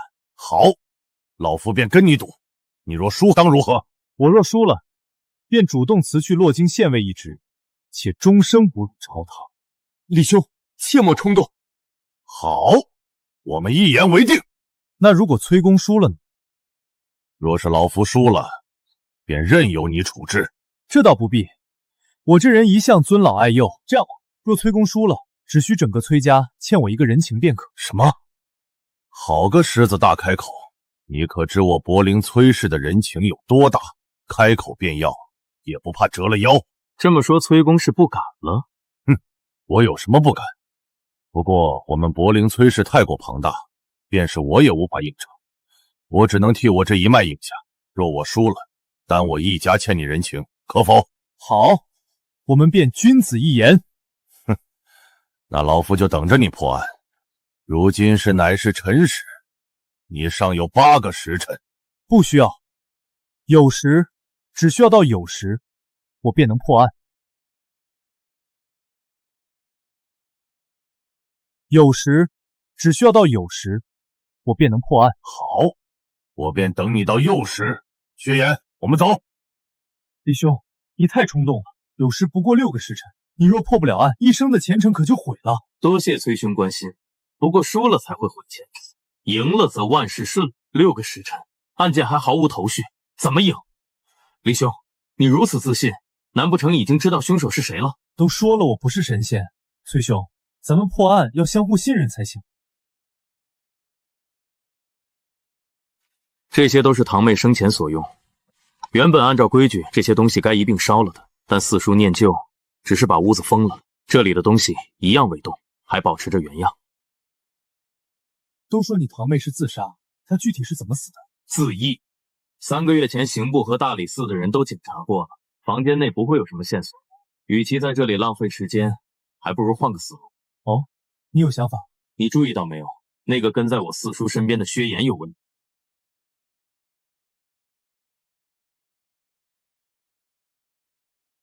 你注意到没有？那个跟在我四叔身边的薛岩有问题。哦，你也注意到了吗，崔兄？你比我印象中敏锐不少啊。不是你什么意思？我在你印象里到底是个什么形象？当然是英明神武了。不说这个，你认为薛岩到底有什么问题？之前你在对他进行询问的时候，他说话就不近不实，而且明显遮遮掩掩，刻意隐瞒着什么。其次，我们才刚进入堂妹的屋里，四叔就带着他来了，未免也太快了。所以你觉得薛岩在跟踪我们？是他向你四叔告密我们来了这里？十有八九。换言之，就是他不希望我们来这里。可这是为什么呢？他一个花匠。哼，管那么多干什么？既然发现了问题，抓起来，严刑拷打一番，不怕怎么说？暴力不可取。根据大数据统计，刑讯逼供出来的冤假错案高达40%。就算是万恶的封建社会，我也不会采用这种毫无技术含量的下等手段的。你叽里咕噜说什么呢？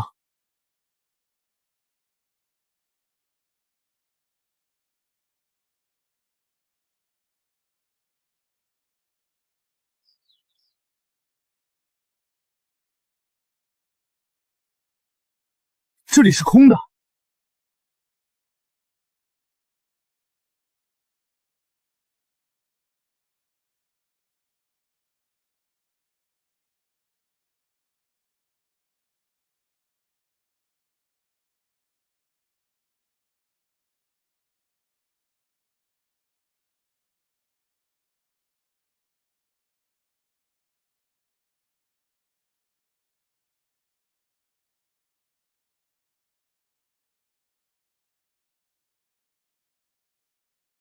这里有暗格。哦，这么明显的暗格，刑部和大理寺居然没发现。空的。他们发现了，但盒子里什么都没有，便又给复原了。双重暗格。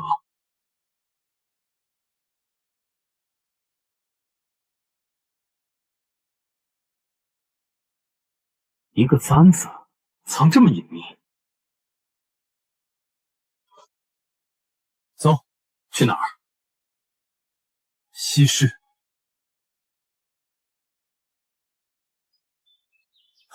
李县尉，崔郎君，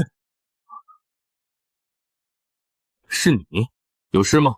李县尉，之前你问我大郎是否结怨，我未说实话。其实前不久，他曾与人结下仇怨。是谁？崔兄别激动，他既然来找我们，自然是愿意说的。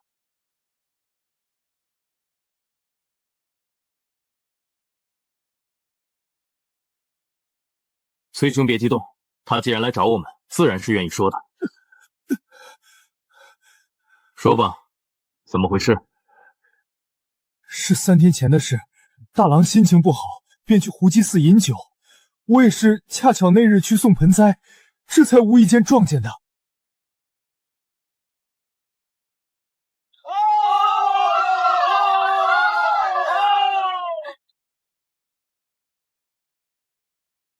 大公子，小妹，是我对不起你。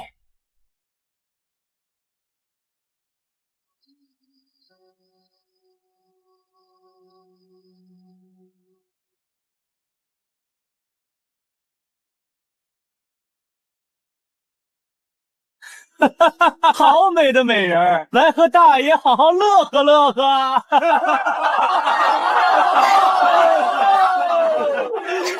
小美人，你就从了我吧。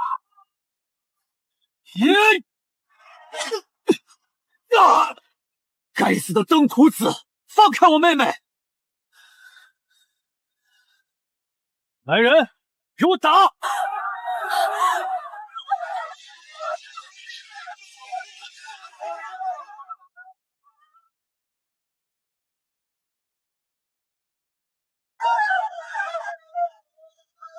来人，给我打！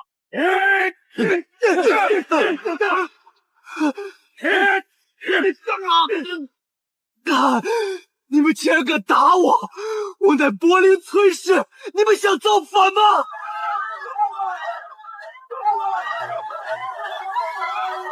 哟，还是个世家子，娘的，柏林崔氏是吧？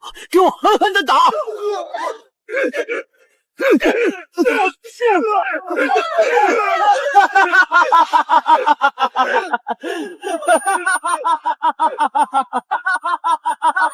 救我！淫贼，去死吧！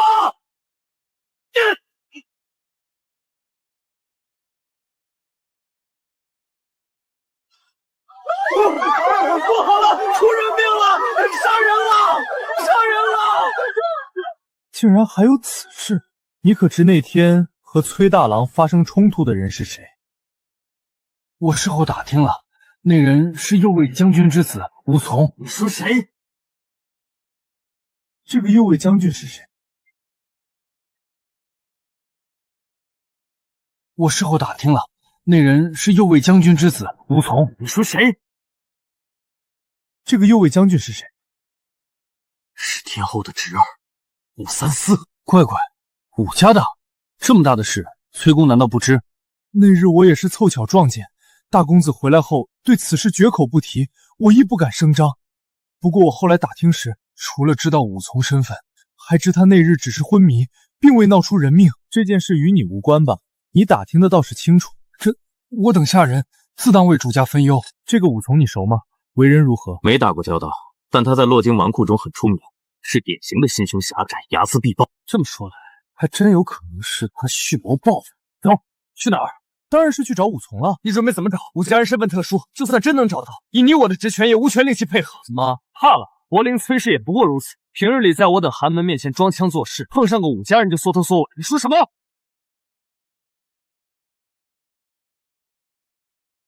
平日里在我等寒门面前装腔作势，碰上个武家人就缩头缩尾。你说什么？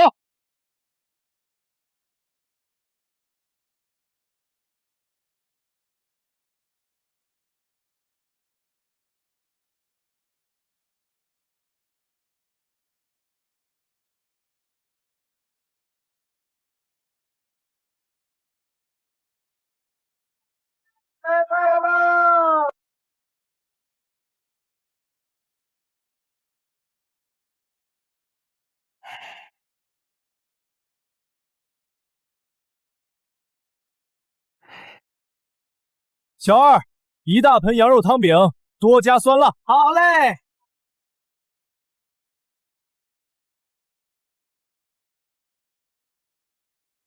我们不是要查案吗？你怎么还吃起来了？咱们的时间可不多。一大早就接到报案，去你四叔家，到现在连口热饭都没吃上。莫急，你也坐下吃两口，吃饱了才有力气查案，不是？小二，再来盆羊肉汤饼。你吃辣吗？吃，和上份一样酸辣。客官慢用。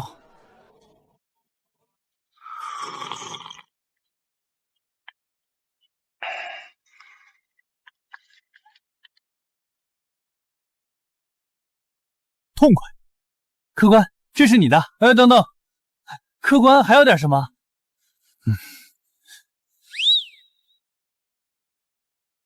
带钱了没？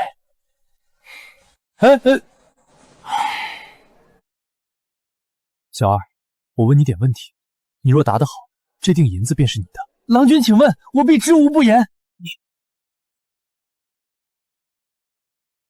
我听闻春风楼美人无数，乃是洛京第一，最近更是来了一个绝世美人，引得诸多皇宫勋贵追捧。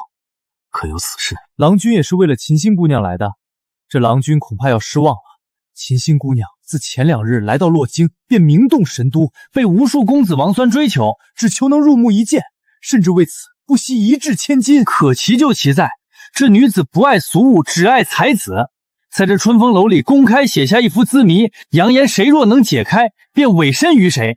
这2日不知来了多少才子王孙，皆铩羽而归，我都替他们丢人。你这小二知道的还不少啊！郎君莫要小看小人，干我们这行的最重要就是察言观色和消息灵通。别看我们这摊小，可在春风楼对面，许多公子王孙都喜欢尽兴后来我们这吃一碗汤饼。哦，那武家公子武从，你可认得？自是认得。郎君，这武家如今可不得了，天后临朝，武家如日中天，便是4姓子也要矮上一头。武从公子更是武家嫡系，我等在这等地方做生意，若认不得还怎么混啊？好，那我问你，武从可在春风楼里？自然是在的。武从公子最喜这等风流之事，秦心姑娘刚来时他便登门了，如今都在春风楼里2日未出了，也不知见着没有。赏你了。哎，谢郎君赏，郎君慢用。走去查案。我的汤饼还没吃呢。吃什么吃？时间紧，任务重，哪有空让你吃饭？走走。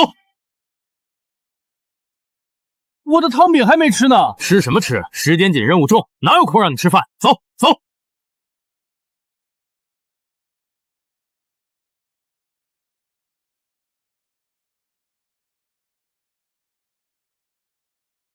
一双心意两相投，以我之见，当拆开来解，当是一个散字。你们看，散字乃一人加一个十字与2点组成，人乃心也，而那2点正是两心被十字相连，心意相投，无分彼此。错了，你这写法昨日就被国子监的沈公子猜过了。不对，你们都想太多。以我之见，此字当是个怂字，2人一心，不正好是个怂吗？这是秦心姑娘在暗示我等鼓起勇气，方能抱得美人归呢。哈哈哈哈，在下就当仁不让了。这位公子请留步，这解法亦非答案。哼，若此字谜如此简单，本公子早就上去了，还用在此苦等2日？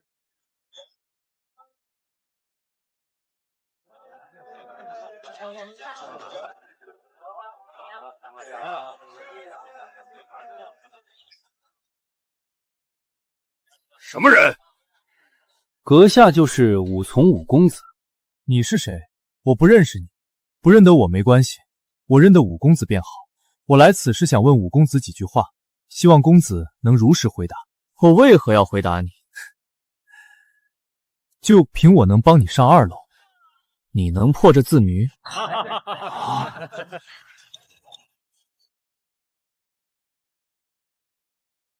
来，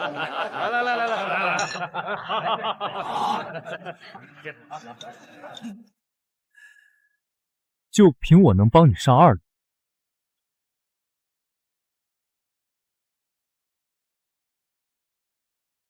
你能破这字谜？不如这样，我和武公子打个赌，若我能让你上了2楼，见到秦心姑娘，你就回答我几个问题；若我不能，我就输给武公子100两银子，可好？哈哈哈哈哈哈！有意思，还有人赶着给我送钱的。好，我就和你赌。既如此，武公子随我来吧。这位公子可解了秘密？崔兄，借你令牌一用。放肆！神武未办案，我们怀疑秦心姑娘与今早的一起命案有关，速速退开，不然以妨碍公务论处。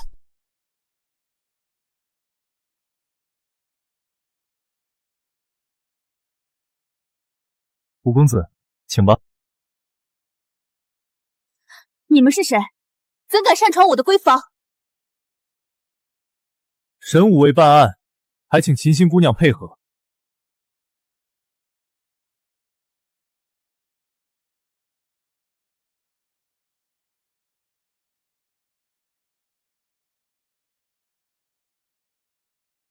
武公子，坐吧。你这人还真有意思。行吧，这场赌算你赢了，想问什么就问吧。五公子可知崔家的崔景今早死于家中？崔景，这名字怎么听着这么耳熟？公子，是3天前在那个胡姬酒宿打了你的那个柏林崔氏。来人，给我打！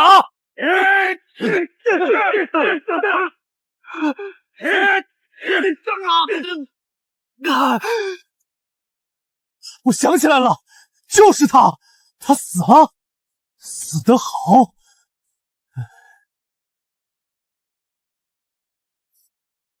他怎么死的？五公子认为呢？你怀疑是我？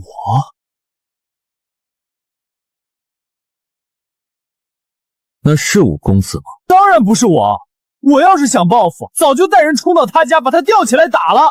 可惜我爹说最近情况特殊，让我别惹事儿。我心里还盘算着，等过几个月再找他算账呢。谁知道老天开眼啊！我知道了，多谢公子，在下告辞。崔兄，我们走。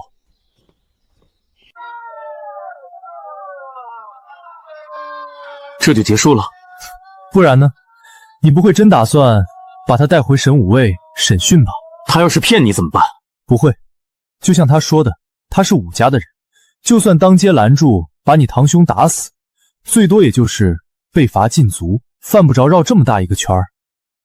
其实我一开始对他的怀疑就很少。那你还来？咱们是在破案，再不靠谱的线索也要来查一查，不是？万一是真的呢？我们接下来去哪儿？当然是西市。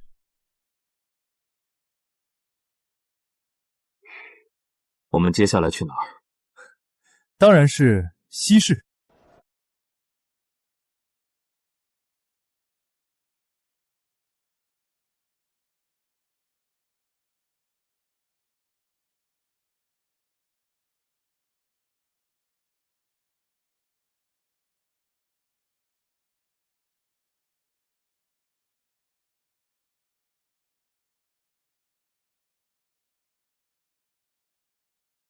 李兄，我总觉得你今天破案过于儿戏了啊？有吗？我可是很认真的。李兄前日与我一同勘破贡品被盗一案时，步步为营，能在蛛丝马迹处察觉线索，与今日的态度截然不同。崔兄，你说有没有一种可能，我现在的状态才是我往日破案的正常状态？李兄何出此言？其实上次那种案子才是令我最难受的，我最讨厌那种背后牵扯众多的案子。还是今天这个案子好，简单明了。没那么多弯弯绕，只需要把背后的八卦，不是，是把幕后的真相探寻出来，就能结案。到了。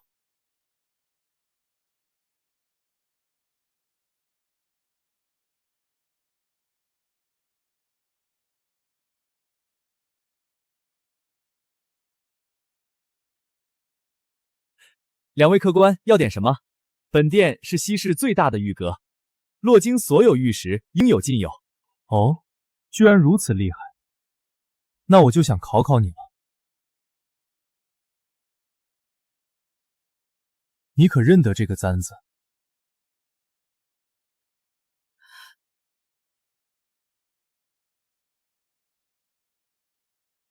这簪子怎会在你手中？神武卫办案，请两位配合吧。要认识这玉簪？这簪子是我亲手打造的，我如何会不认得？这玉簪是我的得意之作，本来是本店的非卖品，但在6个月前，在一个书生的苦苦哀求之下，我被其感动，便卖给了他。什么样的书生？店家可还记得那书生的长相？有些模糊了，毕竟已经过去半年有余。我记得。店家，你这里可有纸笔？你说，我画。那书生的脸型很端正，眼睛不算特别大，但很有神，鼻梁高，下巴温润。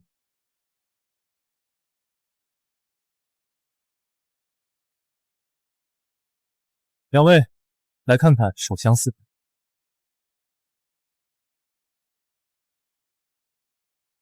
没错，那书生就长这样。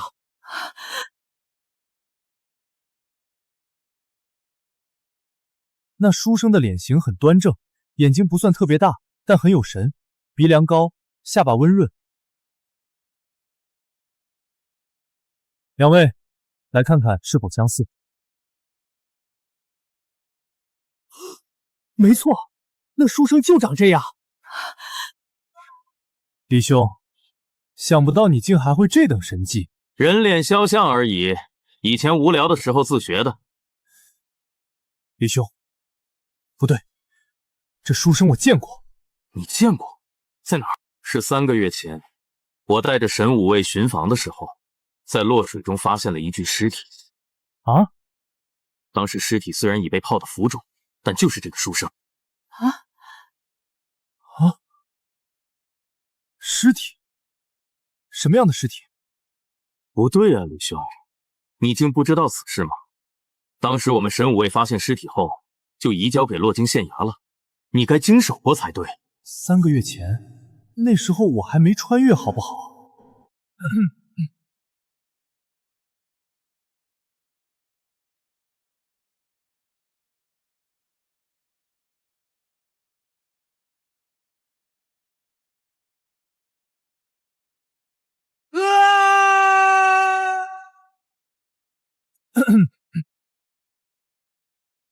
或许是当时案子太多，我没注意。我们现在回县衙。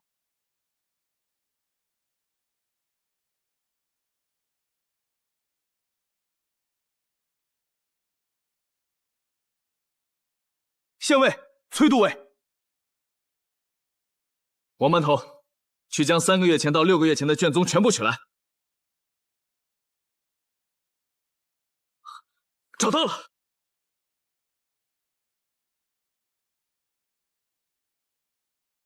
你们看，就是这个3个月前的命案，死者是一名贡生，名为孙训言，洛京县本地人，住在永丰坊，颇有才名。3个月前离桥失踪，6月初时被神武卫从洛水打捞上山，至今未能抓获凶手。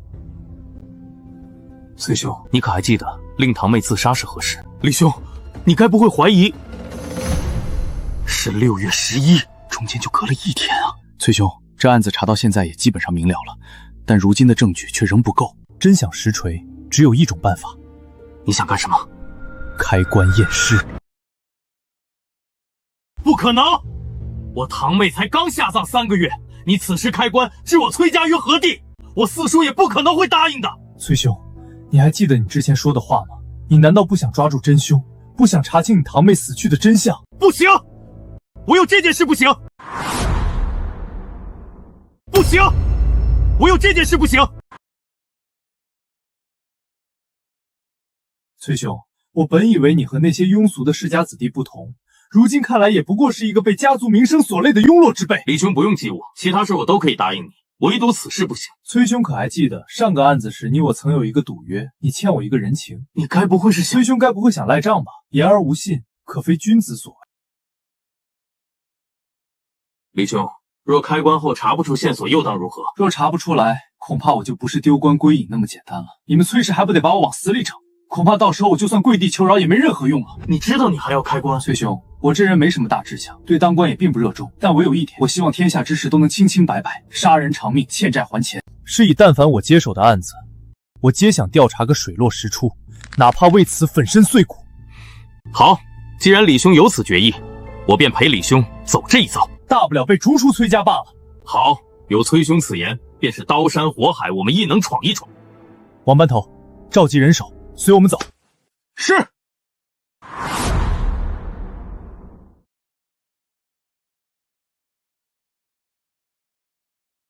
王班头，召集人手，随我们走。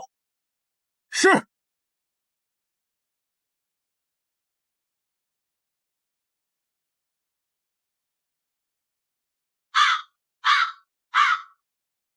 李兄，我堂妹因未出柜，不入崔家祖坟，希望你检验时尽量小心，莫惊扰我堂妹在天之灵。崔兄放心。王班头，开棺。是，县尉。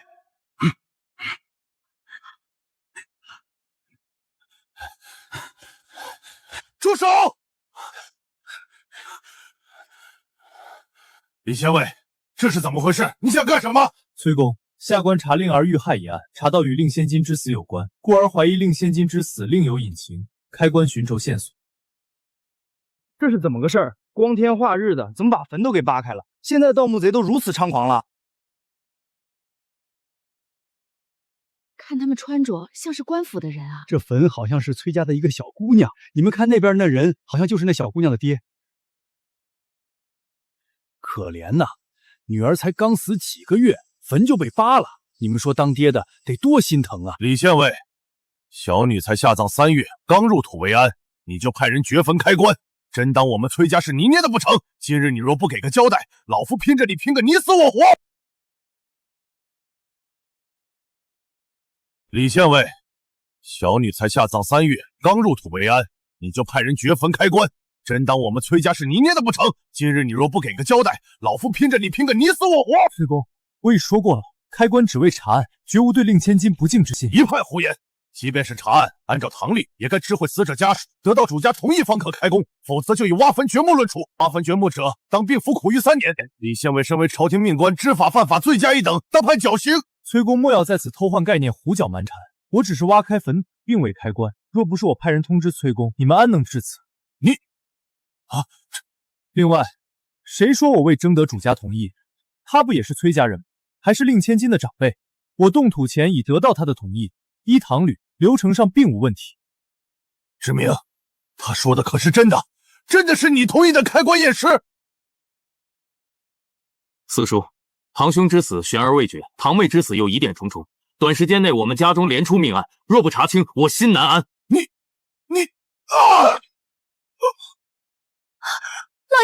老爷，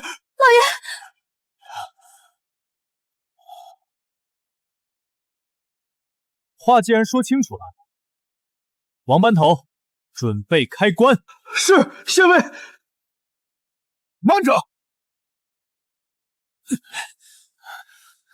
李县尉，你若坚持开棺，我不阻拦；但如果开棺后没有找到线索，又当如何？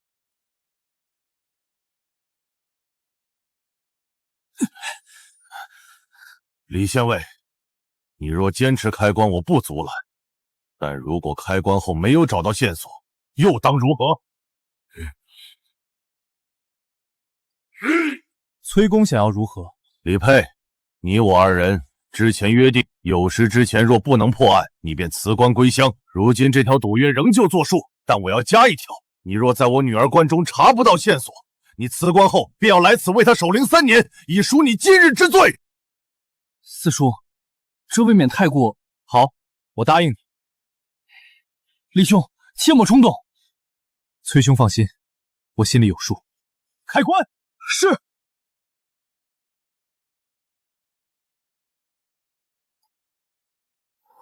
县尉，粉号。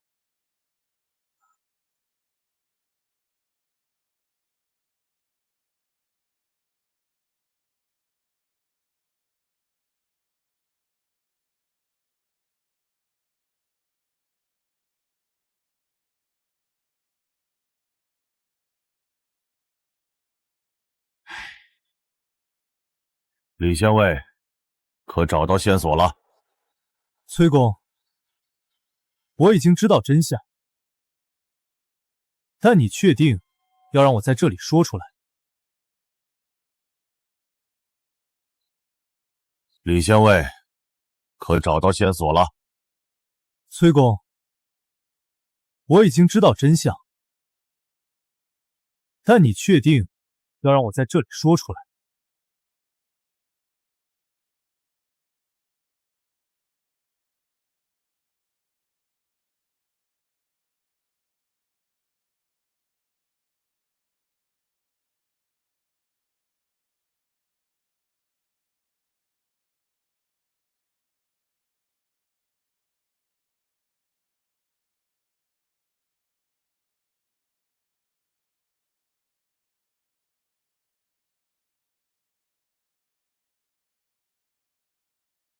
老爷，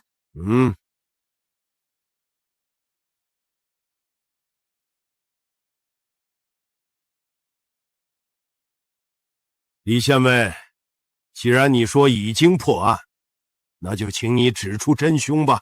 不急，这个案子的凶手跑不了，他也不会跑。在找出杀死令郎的真凶之前，我想先说说令千金之死。要我说多少次，我女儿是自杀。自杀！李县尉，你到底还想胡搅蛮缠到什么时候？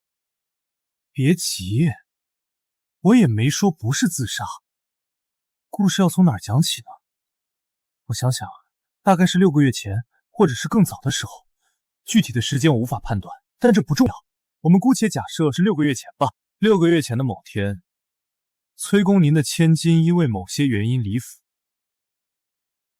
具体原因时间太齐，我未调查，但这不重要，也不影响这件案子。不过无所谓，大家只要知道有这件事即可。毕竟我大唐风气开发，即便是未出阁的女子，平日里也不会限制自我，庙会、游玩、踏青皆无不可。而就是那次出门，令千金认识了一个叫孙旭言的书生。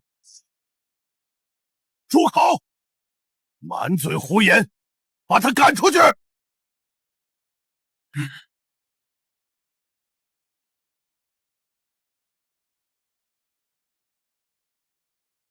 跪下！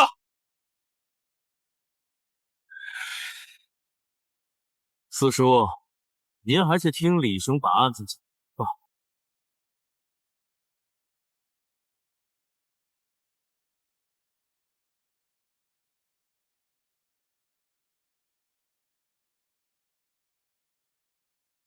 跪下！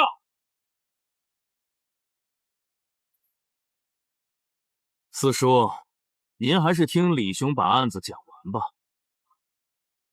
孙旭言是个贡生，容貌俊美，想来是颇受女子喜爱的，起码是受崔府千金喜爱。一派胡言！是不是胡说？崔公心里最清楚。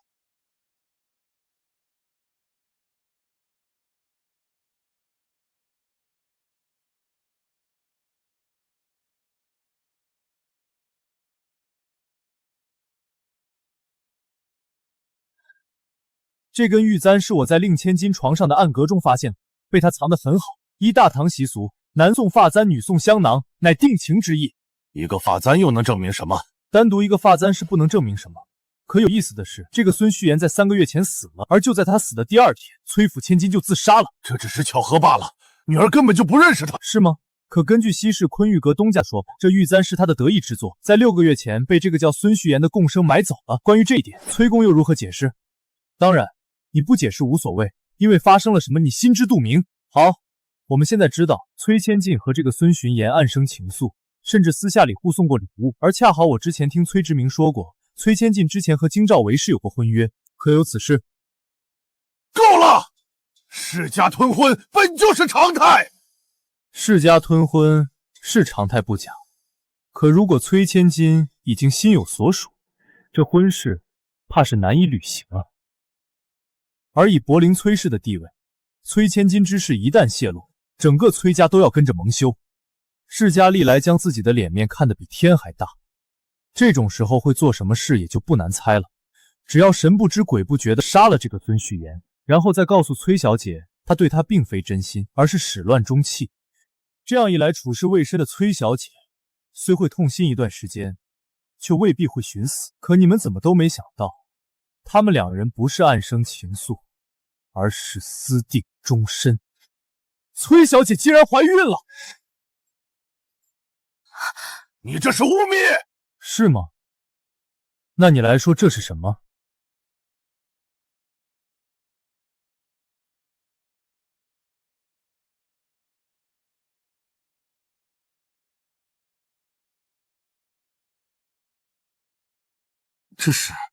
这是未消化完的商洛，又称山萝卜，有逐水消肿之效，但若是孕妇服用，则会导致流产堕胎。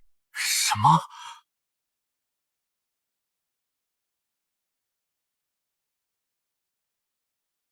四叔，这是真的？我尸检的时候未发现小孩的骨架，说明她当时怀孕不久，而伤络未完全消化，说明她在服下后不久就自杀了。结合之前我调查时查到的，崔小姐平日里和其兄崔景关系最好，我是否可以合理推断，当时就是崔景前去逼崔小姐吃下的伤卵呢？别说了。崔小姐在吃下伤乳后不久就上吊自杀了，也是因此崔景从此神经紧绷，需要安息槽和曼陀罗的双重刺激才能入睡。原来是这样，竟然是这样！既然崔小姐的死因捋清楚了，那顺理成章的，我们也就能推出是谁杀了崔景啊？是谁？其实凶手的真实身份很容易锁定，因为他的杀人手法实在太过于粗糙，故作聪明布置的密室，反倒是他最大的破绽。只是一开始的时候，我没有捋清楚他的杀人动机，我更是一度怀疑是否是崔小姐暗中的那名相好回来复仇。直到我查到孙训言3个月前就已经死了，这才打消了我的怀疑。但相应的，这也加深了我的疑惑。凶手的动机到底是什么？按理来说，此事应要与他无关才对。对此，你能为我解惑吗？青兰姑娘，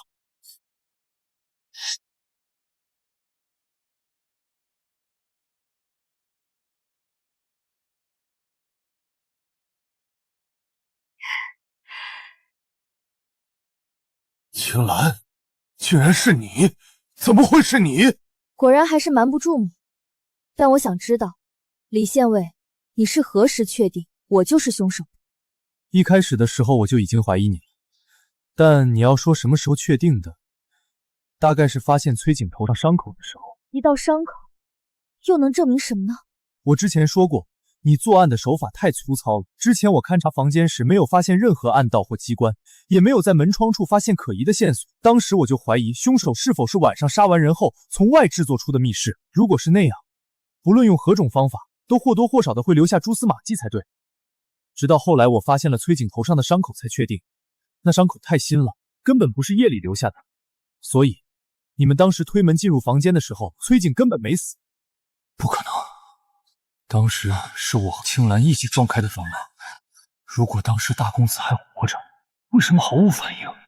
很简单，当时崔景陷入了昏迷，因为自己妹妹的死，崔大郎这3个月一直要用安息药和曼陀罗入睡，这两者混合本就会让人在入睡时陷入深度睡眠。再加上青兰本就是崔大郎的贴身丫鬟，很容易就能在崔大郎睡觉前的饮品里加一些安定凝神的药，三者混合，能使入睡者达到深度昏迷的状态。而因为下的是安定凝神的药，事后也不怕追查。我问你，当时你们进入房间后，是谁确认的崔大郎已死？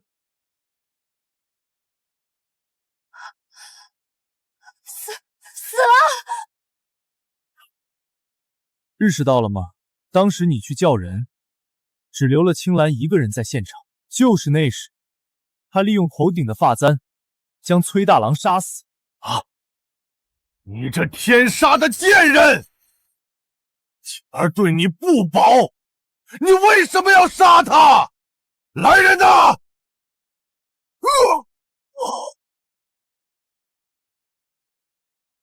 来人呐！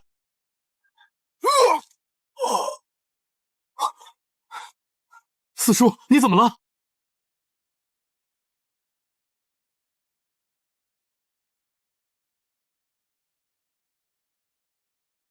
他中毒了？什么时候？是这杯茶。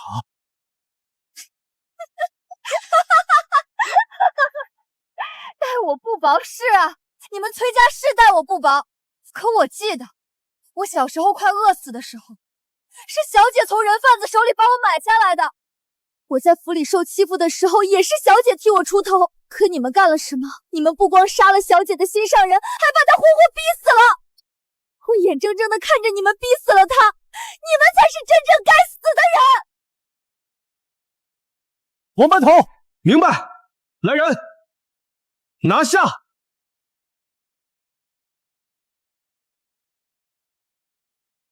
快去请大夫！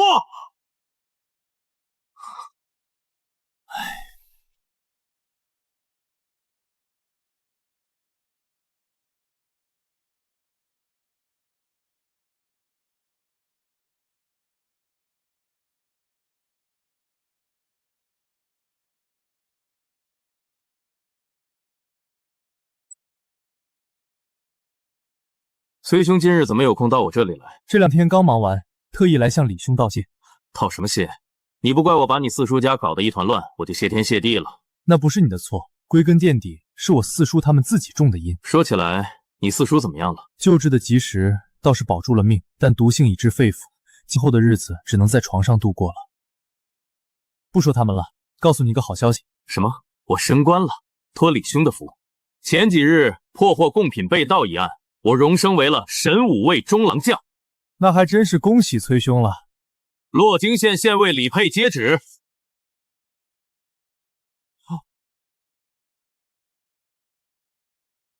天后圣谕，中书省令李佩破获贡品被盗一案有功，即日起擢升大理寺丞钦此。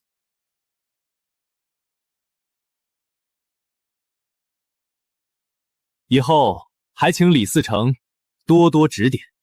好说好说，今后也还有不少麻烦中郎将之处。